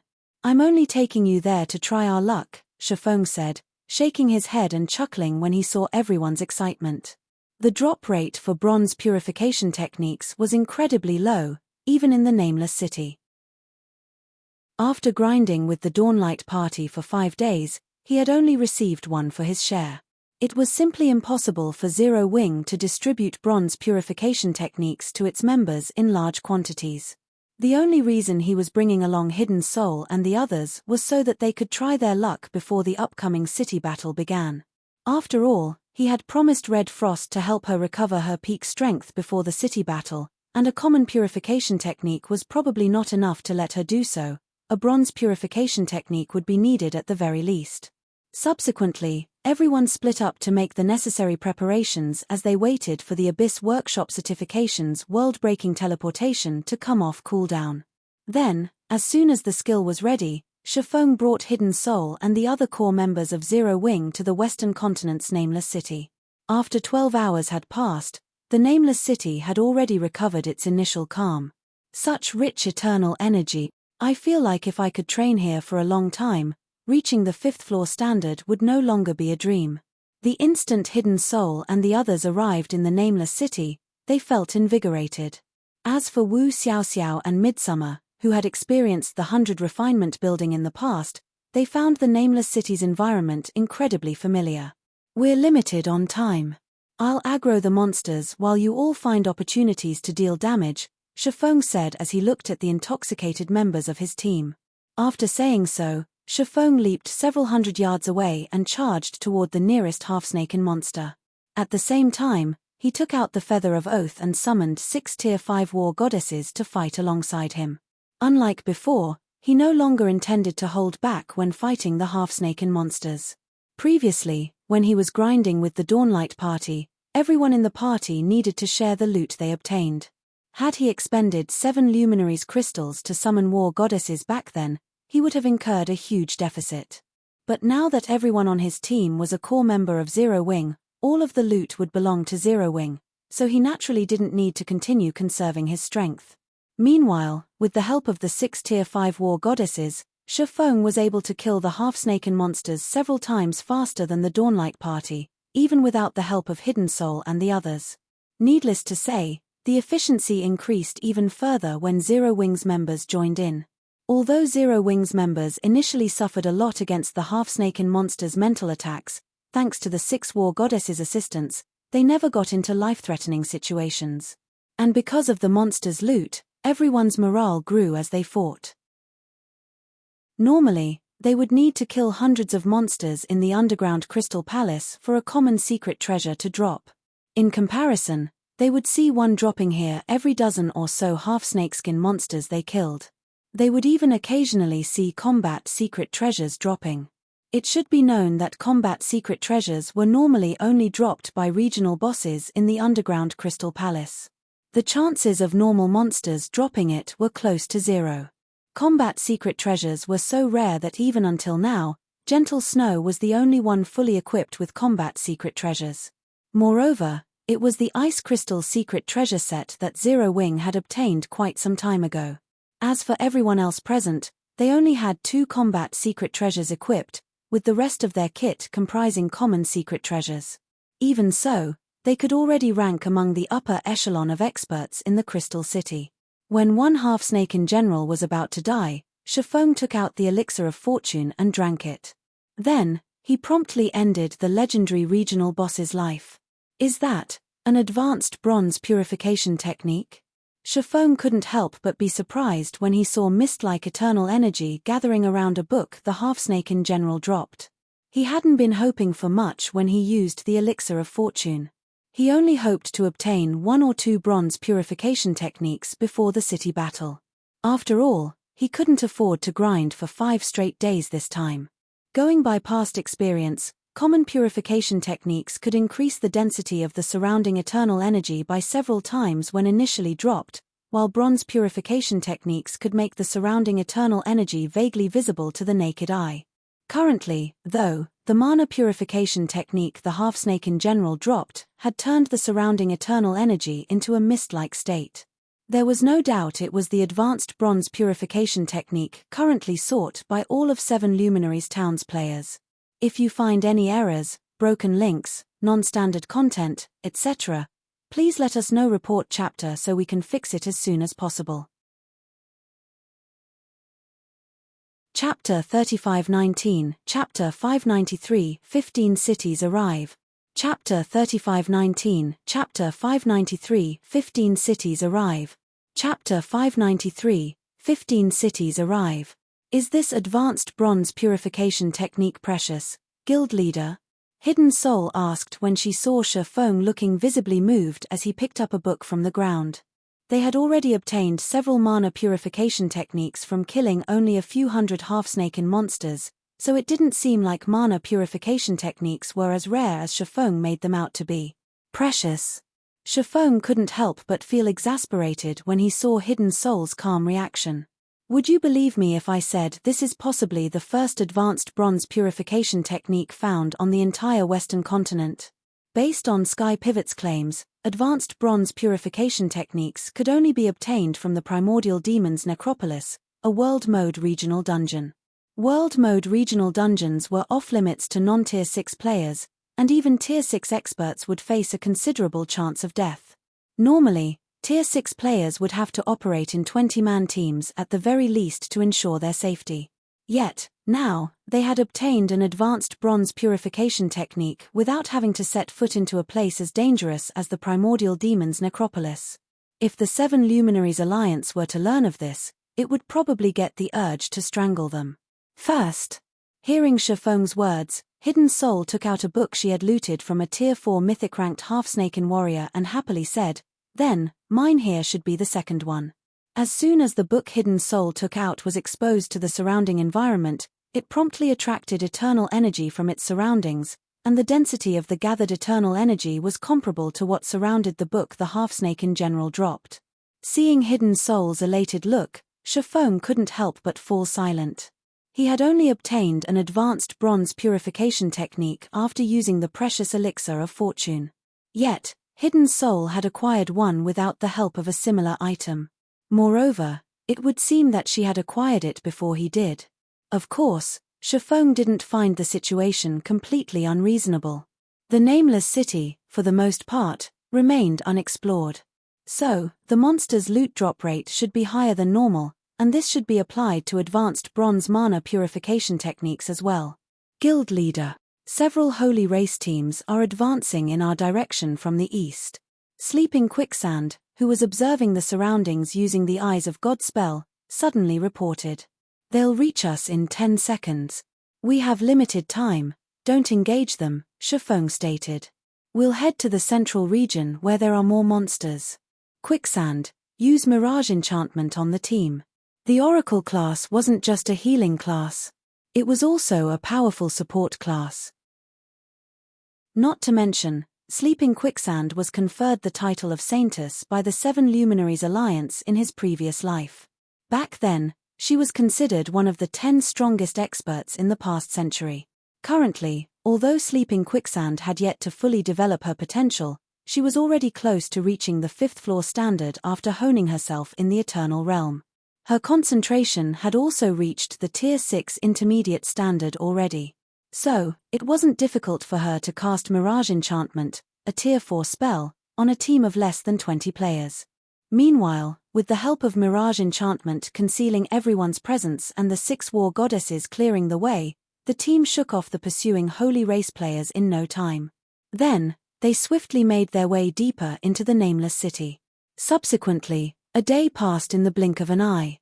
Thanks to the help of the 6 war goddesses, Zero Wing's team killed far more half-snaken monsters in one day than the Dawnlight Party did in 5 days. Everyone on the team also reached level 165, placing them at the top of the Western continent. Guild leader, a call came in from Vice President Shia in the real world. She says the 15 cities will reach Star Lake City in less than 12 hours. Even if Star Lake City accelerates to buy time, it will take those cities no more than 20 hours to surround Star Lake City, Hidden Soul reported to Shifeng after seeing him finish off a half-snaken general. Also, Vice President Shia says she has already delivered the god crystals you need. Finally. I thought she wouldn't make it in time. Shifeng sighed in relief at the news. Tally the loot and have everyone log off to rest.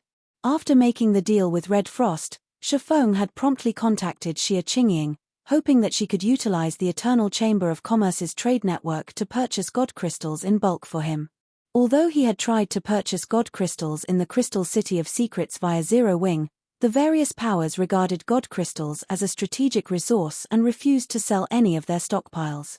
Not to mention, god crystals were as rare as fragmented legendary items. So, even after many days of effort, Zero Wing had only collected a little over 30 god crystals.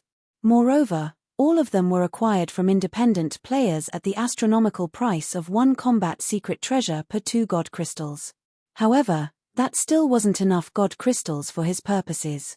Each attempt to learn an intermediate divine engraving from the Book of Eternity cost 50 god crystals. With the god crystals he had on hand, he couldn't even afford 1 learning attempt. Not to mention, he also needed to save a few god crystals so that he could utilize the Feather of Oath's heroic pledge in case of emergencies. Ultimately, after much deliberation, he chose to purchase god crystals from the Eternal Chamber of Commerce through Xia Qingying at the price of 20 eternal gold coins per god crystal. Last he was informed, Xia Qingying had successfully purchased at least 200 god crystals from the Eternal Chamber of Commerce, essentially spending most of the profits the secret crystal trading firm generated thus far. And after factoring in the guild's daily expenditure, Shifeng was left with little to no money. "Leave it to me," Hidden Soul happily responded and began collecting the items on the ground. After about 10 minutes, Hidden Soul finished organizing the team's loot and handed Shifeng a list. "Here is a list of all the loot we obtained after entering the Nameless City," guild leader, Hidden Soul said as she looked at her own copy of the list excitedly. "Thus far, we have collected 1,227 common secret treasures, 232 combat secret treasures, 143 common purification techniques, 26 bronze purification techniques, and 10 advanced bronze purification techniques. We already have enough purification techniques to outfit a 100-man team." Although Shifeng already had a general idea of how much loot they had acquired, he still couldn't help but be shocked when he heard the actual numbers. Setting aside the secret treasures, just the 26 bronze purification techniques and 10 advanced bronze purification techniques they obtained would already be enough to cause the entire 7 Luminaries town to go crazy. At this point, Shifeng didn't even dare imagine how terrifying a Team Zero Wing could develop if it managed to digest all of these bronze and advanced bronze purification techniques. It should be known that any player who successfully learned a bronze purification technique would be publicly recognized as a half-step Tier 6 player in 7 Luminaries town. Such players could even match Tier 6 players on the Eternal Continent. As for players who successfully learned an advanced bronze purification technique, although Shifeng didn't have any references to go by, he was certain that such players would be at the half-step Tier 6 standard at the very least. And if Zero Wing were to suddenly gain a force of 36 half-step Tier 6 experts, it could probably dominate the entire Crystal City of Secrets and strike fear into the various pseudo-apex powers. Following this, Shifeng kept all the mana purification techniques and common secret treasures. Then, he had everyone fully equip themselves in combat secret treasures before storing the rest away. After doing all that, he and the rest of the team found a secure location before logging out of the game. TL notes: due to changes made by the author, I will making the following changes from chapter 414 onward. 1. Certain instances of basic intermediate divine patterns will now be changed to basic intermediate divine engravings. But note that both divine patterns and divine engravings exist.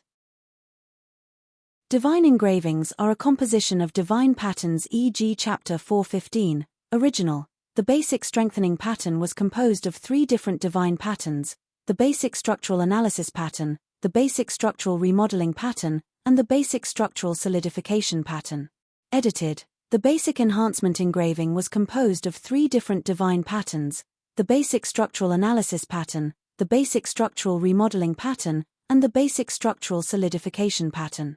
2. Engraving, action, and drawing, action, will also be replaced with inscribing, action, to avoid repetition, such as Shifeng is engraving a basic divine engraving. 3. A set of basic intermediate divine patterns will be changed to an basic intermediate engraving. If you find any errors, broken links, non-standard content, etc., please let us know. Report chapter so we can fix it as soon as possible. Chapter 3520, Chapter 594, Night Watch Legion. Chapter 3520, Chapter 594, Night Watch Legion. Chapter 594, Night Watch Legion. Star Lake City, Zero Wing Training Center. The hatch of Shifeng's virtual gaming cabin opened. But before Shifeng could climb out of the cabin, his quantum watch sounded an incoming call. After climbing out of the cabin, Shifeng connected the call and immediately saw the holographic image of Pace Angel, who was tasked with managing the Zero Wing Training Center, appearing before him. Guild leader, Vice President Xia of the Green God Corporation is already waiting in the lounge, Pace Angel hurriedly reported when she saw her call connecting. In addition, voices for Zero Wing to be removed from the city are growing louder because of the 15 cities closing in. Currently, over 100 corporations and families have already spoken up in protest to the City Lord. Over half of the Star Lake Legion's members have also withdrawn from the Legion to force the City Lord into making a decision. Some time ago, news of 15 cities joining forces to target Star Lake City spread. As a result, many of the city's local powers started calling for Zero Wing to be banished, and their voices have only grown louder as the 15 cities' arrival drew near. At this point, over half of the city's powers have already started to protest against the City Lord. Normally, if half of a city's powers engaged in a protest, even the City Lord would not be able to ignore it. After all, these powers and their members were vital to a city's survival and prosperity. Yet, if Star Lake City's City Lord chose to banish Zero Wing would no longer be able to operate in a city and have to settle with developing in a town. How resolute of these powers! Shifeng nonchalantly smiled as he looked through the list Pace Angel sent him. But their departure isn't all bad news. We can use this chance to refine the current Star Lake Legion. It'll also make things easier for Zero Wing's members to join the Legion afterward. Refine the Star Lake Legion? Pace Angel was stunned by Shifeng's nonchalant comment. While it might be great for Zero Wing that so many people were leaving the Star Lake Legion, the departure of these individuals would also result in a severe reduction in combat power for the Star Lake Legion. Losing so much combat power at such a critical juncture would put Star Lake City at an even more severe disadvantage when it went up against the 15 cities later. Ignore them.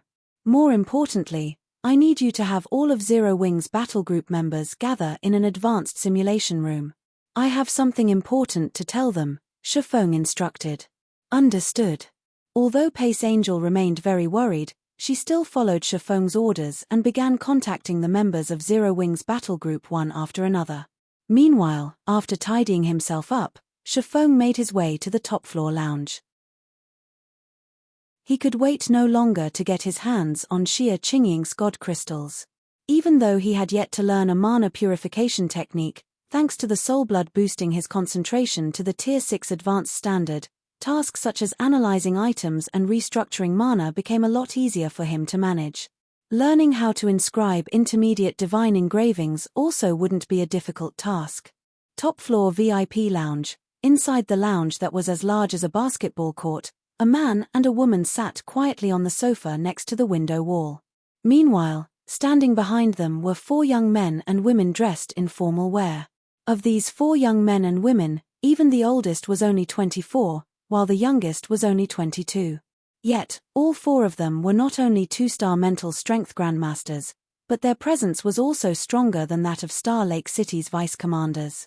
You and Elder Shin have gone too far with your absurdities this time, Qingying. How could you arbitrarily have the corporation's geniuses move to Star Lake City? The man seated on the sofa was in his 40s and radiated an imposing aura, and his eyes exuded a hint of rage as he looked at Xie Qingying, who sat next to him. I can ignore your decision to go against Silver Frost City, but I will be taking the Silver Frost Legion's former members with me. I'm sure you know of Night Watch City's current situation. Having more members in the Night Watch Legion will increase our chances of establishing a base in the city. I am aware of the situation, Elder Mu, Xie Qingying unhurriedly said. But Zero Wing's importance is no less than Night Watch City's. Also, if we lack manpower in Night Watch City, we can simply partner with Zero Wing. We can establish a foothold in Night Watch City easily with Zero Wing's help. Zero Wing? Are you sure you're not joking? Elder Mu laughed when he heard Xie Qingying's words. I've heard that Zero Wing's present situation in Star Lake City is far from optimistic. If Zero Wing can't even survive the upcoming raid by the 15 cities, do you think it can help us establish a foothold in Night Watch City? Night Watch City was the 4th second-tier mobile city that the Green God Corporation had set its sights on. It was significantly stronger than Silver Frost City, and its population was 3 times larger than Silver Frost City's. Occasionally, it could even link up with first-tier mobile cities. Many of the Starlight Realm's upper-ranking hegemonic powers sought to establish a foothold in Night Watch City but failed to do so. As for the Green God Corporation, it had only received an opportunity to do so thanks to one of its special connections. Even so, the chances of success weren't optimistic. If the Green God Corporation could successfully establish a foothold in Night Watch City simply by relying on an up-and-coming guild like Zero Wing, it would definitely be regarded as a legendary tale on the Starlight continent. Do you think I would joke around with the corporation's future, Elder Mu?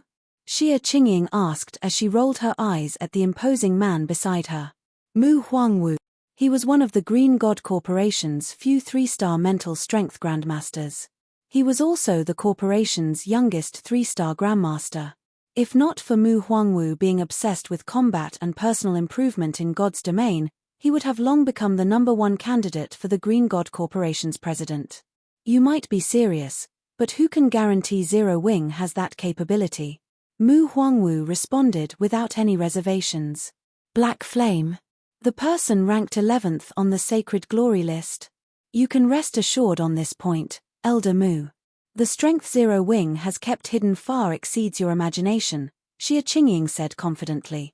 If Zero Wing fails to help us, I will personally lead a team to Night Watch City, and I won't ever leave the city until the corporation succeeds in establishing a foothold.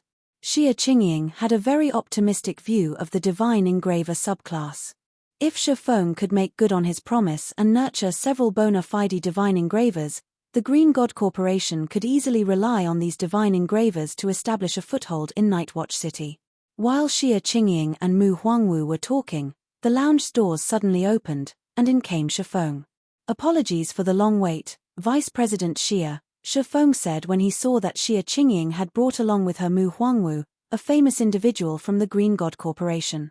However, although he was surprised by this development, he maintained a calm expression as he continued, if I'm not mistaken, you seem to have something else to discuss other than our transaction.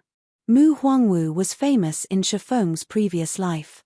Not only was he one of the Green God Corporation's few 3-star grandmasters, but he was also an incredibly talented instructor, having nurtured as many as 5 3-star grandmasters and 1 pseudo-great grandmaster for the Green God Corporation. If not for the Green God Corporation being limited on resources, these numbers might have even doubled. You are as straightforward as always, Guild Leader Xie. Xie Qingying faintly smiled when she saw Shifeng walking over. I have already brought the things you asked for. And indeed, besides our transaction, I have another big business proposition for Zero Wing.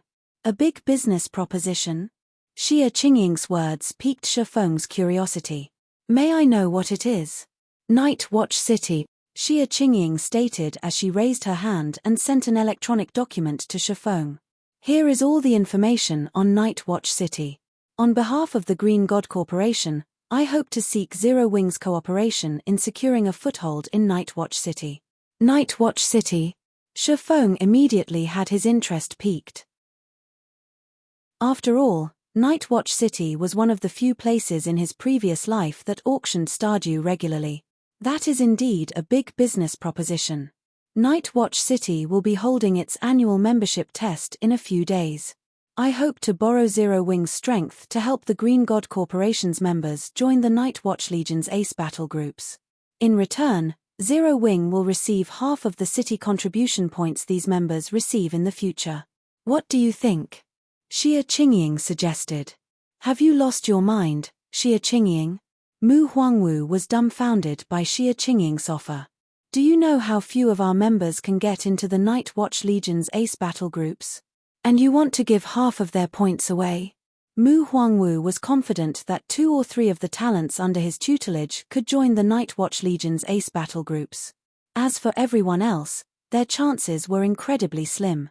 Even with external assistance, the best they could hope for was an extra 1 or 2 members getting into an ace battle group. While that could more or less be considered a good outcome, it was a different story if they had to give half of their members' contribution points away. They would gain nothing from this exchange and even end up with less than what they originally could have obtained. No problem, Shifeng said to Xia Qingying, ignoring Mu Huangwu's rant. I can provide assistance to the Green God Corporation and let all of your members qualify for an ace battle group. However, I want 70% of their city contributions. If you find any errors, broken links, non-standard content, etc., please let us know. Report chapter so we can fix it as soon as possible. Chapter 3521, Chapter 595 Zero Wings Capability. Chapter 3521, Chapter 595 Zero Wings Capability. Chapter 595 Zero Wings Capability. 70%. Xia Qingying couldn't help but look at Shifeng in astonishment. It was unquestionably absurd to demand a 70% cut. Even though she was aware that Zero Wing could utilize divine engravings to help many of the Green God Corporation's members join the Night Watch Legion's ace battle groups, she still found it very difficult to stomach this price. For an official member of the Night Watch Legion to join an ace battle group, not only would they need to undergo a combat assessment, but they would also need to undergo a test for their technical standards. They couldn't just rely on powerful weapons and equipment. After all, for the various upper-ranking hegemonic powers members seeking to join the Night Watch Legion's ace battle groups, acquiring quality weapons and equipment wasn't difficult. What a bold statement, Mu Huangwu stated as he looked at Shifeng with a hint of rage in his eyes. Do you think all those geniuses I have nurtured can get into an ace battle group simply by having Zero Wing's help? Aren't you looking down on the Night Watch Legion a little too much? Do you think the Night Watch Legion is the same as the Star Lake Legion? Mu Huangwu had devoted all his efforts to nurturing a batch of geniuses to join the Night Watch Legion. He had even invested all the resources he had acquired from the Night Watch Legion into this endeavor. But even with all that, he had only managed to get a little under 20 people into the Night Watch Legion. And out of these people, only 3 had a chance of getting into an ace battle group. As for those 3 people in question, every one of them was capable of becoming a third-tier city legion's commander. Yet, now, Shifeng spoke as if anyone could qualify for the Night Watch Legion's ace battle groups.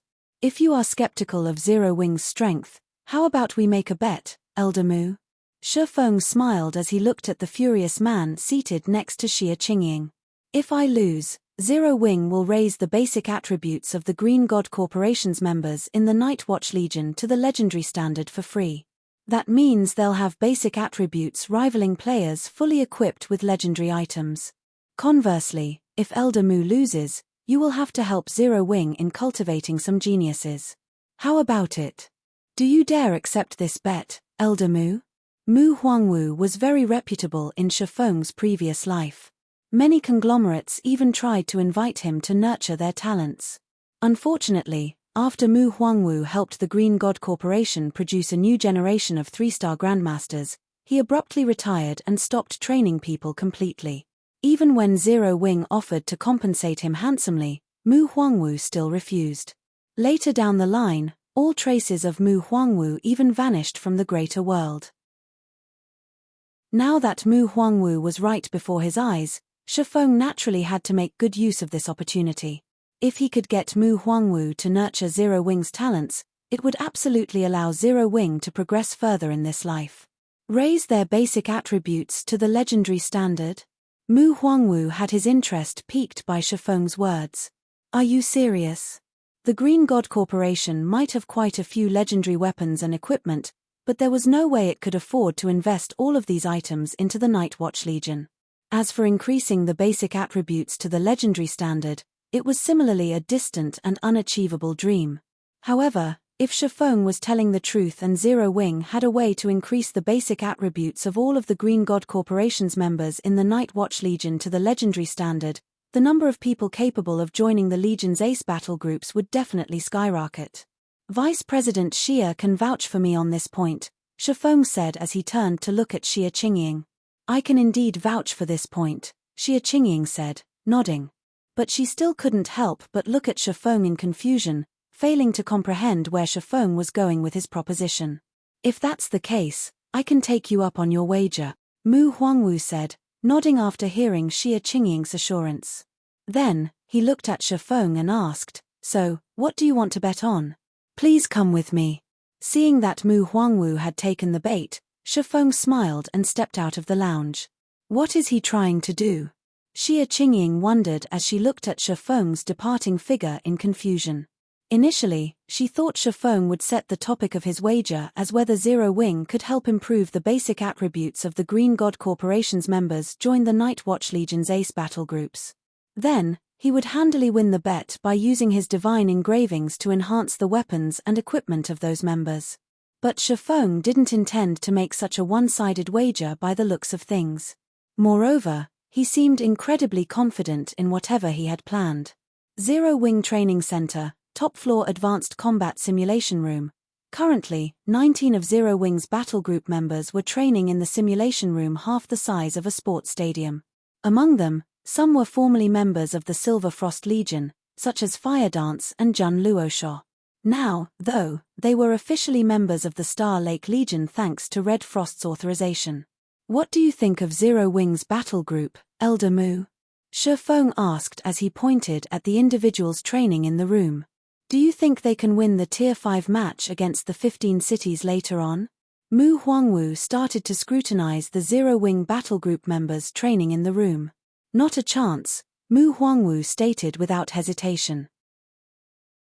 Then, he pointed at two women and continued, apart from Fire Dance and Jun Luosho, only that Assassin and Berserker are adequate.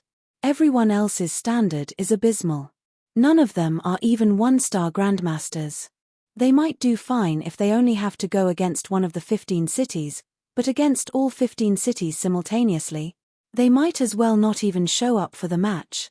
Guild leader Shifeng, you can't be thinking of, at this time, Xia Qingying started to have an idea where Shifeng was going with his bet, and she couldn't help but be surprised. You guessed correctly, Vice President Xia.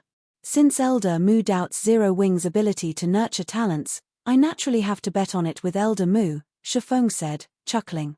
Then, he looked at Mu Huangwu and continued, seeing as Elder Mu doesn't think Zero Wing's battle group can win against the 15 cities in the Tier 5 match, I will bet on Zero Wing's battle group winning the Tier 5 match. Deal. I accept your bet. You best not regret it, Mu Huangwu said, elated by Shifeng's words. Although he didn't know what kind of capabilities Zero Wing possessed, even if Zero Wing managed to fully equip all of its battle group's members with legendary weapons and equipment, it still wouldn't be possible for them to win the Tier 5 match against the 15 cities. Before coming to Star Lake City, he had already learned about the 15 cities situation, so Mu Huangwu knew that the son of Silver Frost City's City Lord was behind all of this. He also knew that Xiao Quan had hired at least 10 Tier 5 5th floor experts. In comparison, Zero Wing's battle group had, at most, 5 5th floor experts. Not to mention, apart from having a numerical advantage in 5th floor experts, The 15 cities could also afford to utilize large-scale magic barriers and battle arrays. In that case, we'll have Vice President Xia serve as our witness, Shifeng said before tapping on his quantum watch and hashing out a betting agreement.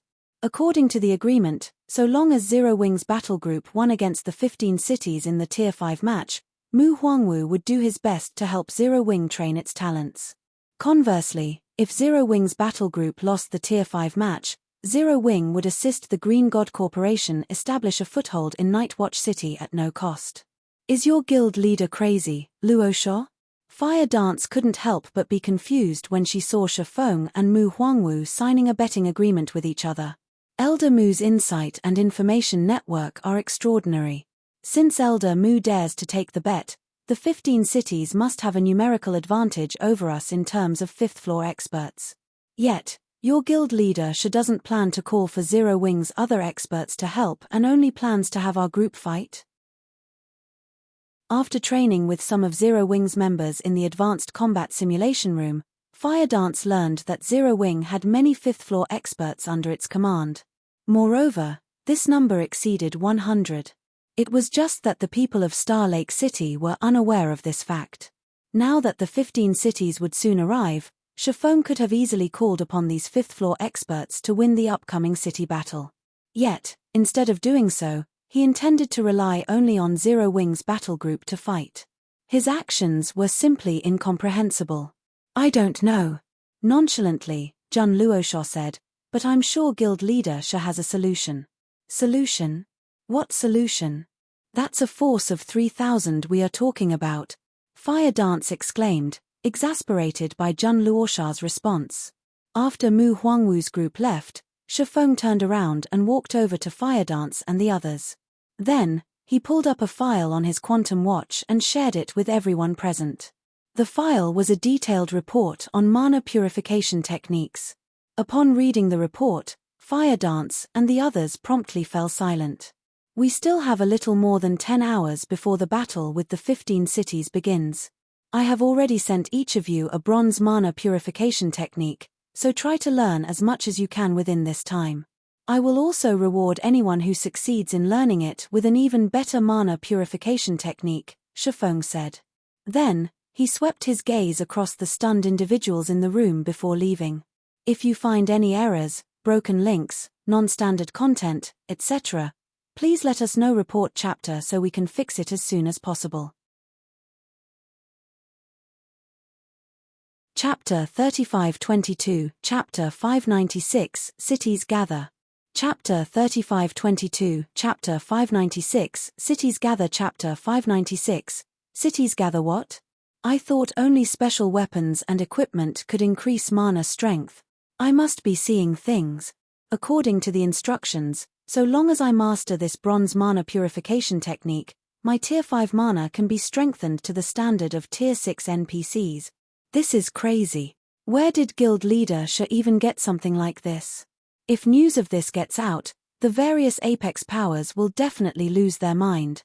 Apart from Gentle Snow, Hidden Soul, and Jun Luosha, everyone else in the room fell into a frenzied state after reading the detailed report on bronze mana purification techniques. Aside from feeling ecstatic, they also couldn't help but find the report hard to believe. Fire Dance, in particular, couldn't help but suspect Shifeng was playing a joke on them when she finished reading the information on the bronze mana purification technique. Normally, the strength of players' mana would only increase with their tier. It was common knowledge in God's domain, and no power or player had ever broken this norm. Even the mighty Apex powers were no exception. However, the mana purification technique described in the report shattered this notion.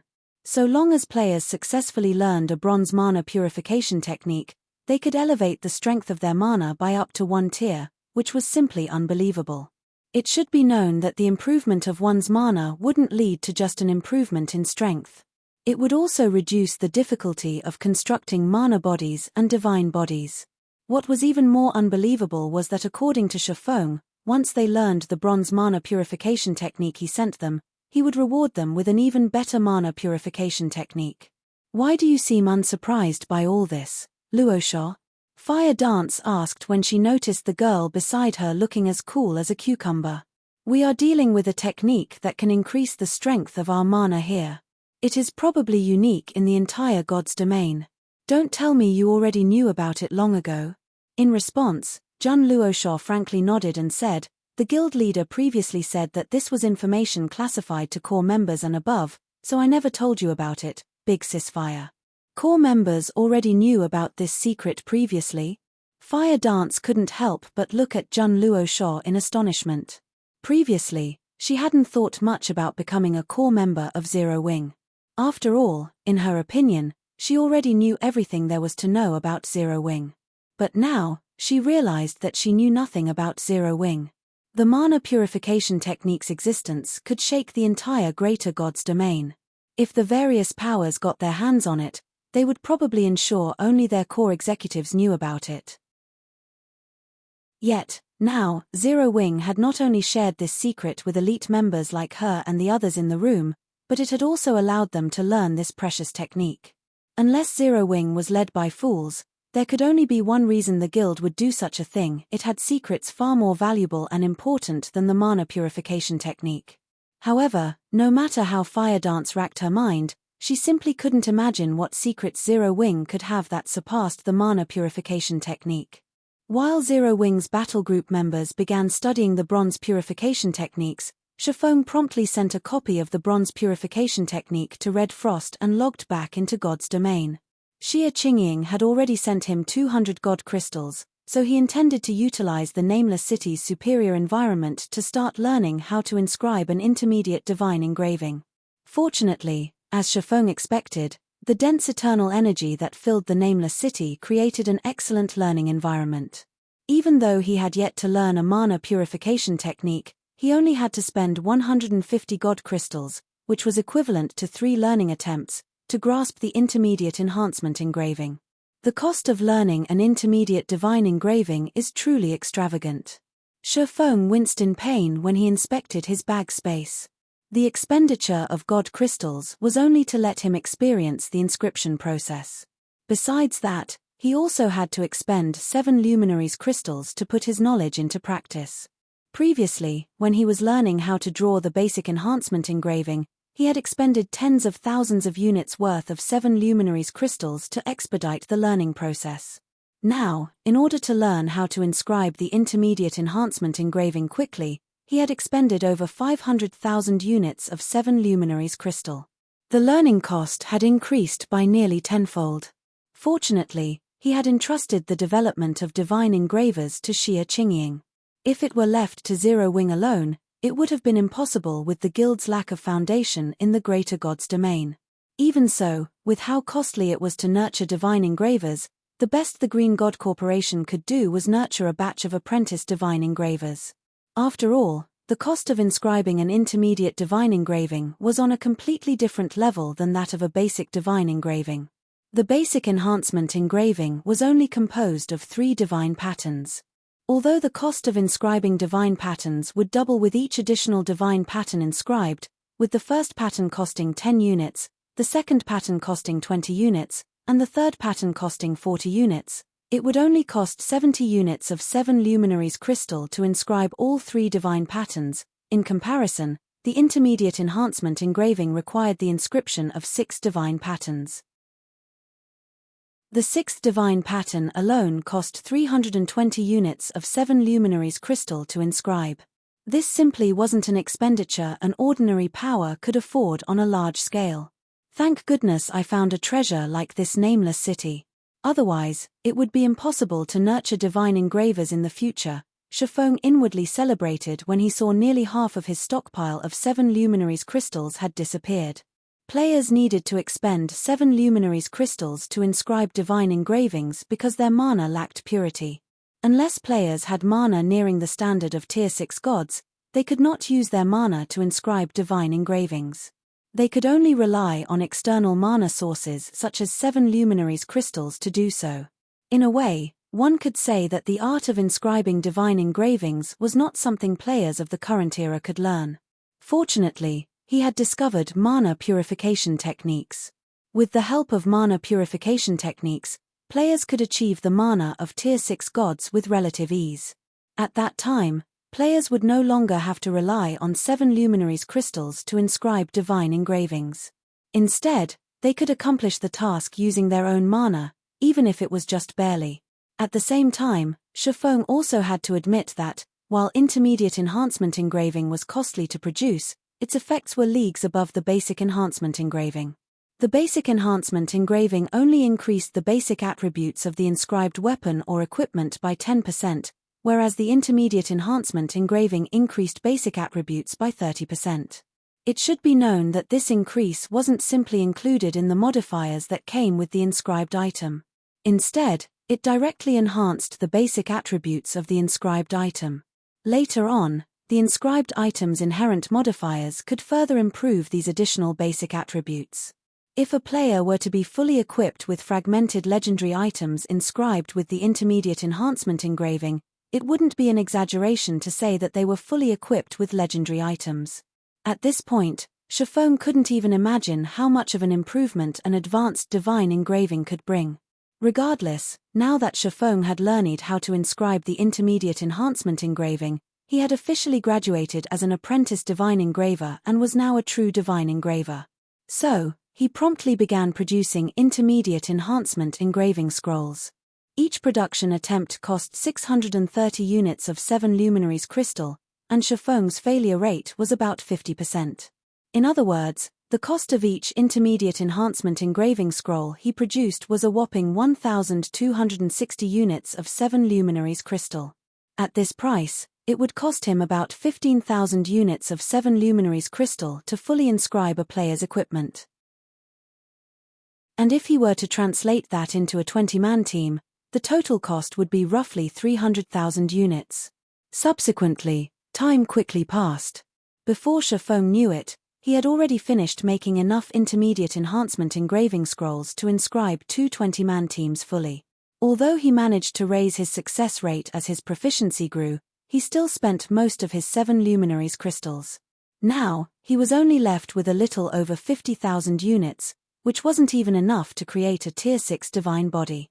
Just when Shifeng was planning to use his remaining time to learn the advanced bronze mana purification technique, he suddenly received an emergency notification from his virtual gaming cabin. At the same time as Shifeng received the emergency notification, an alarm blared throughout Star Lake City, causing everyone in the city to stop what they were doing and look up at the sky.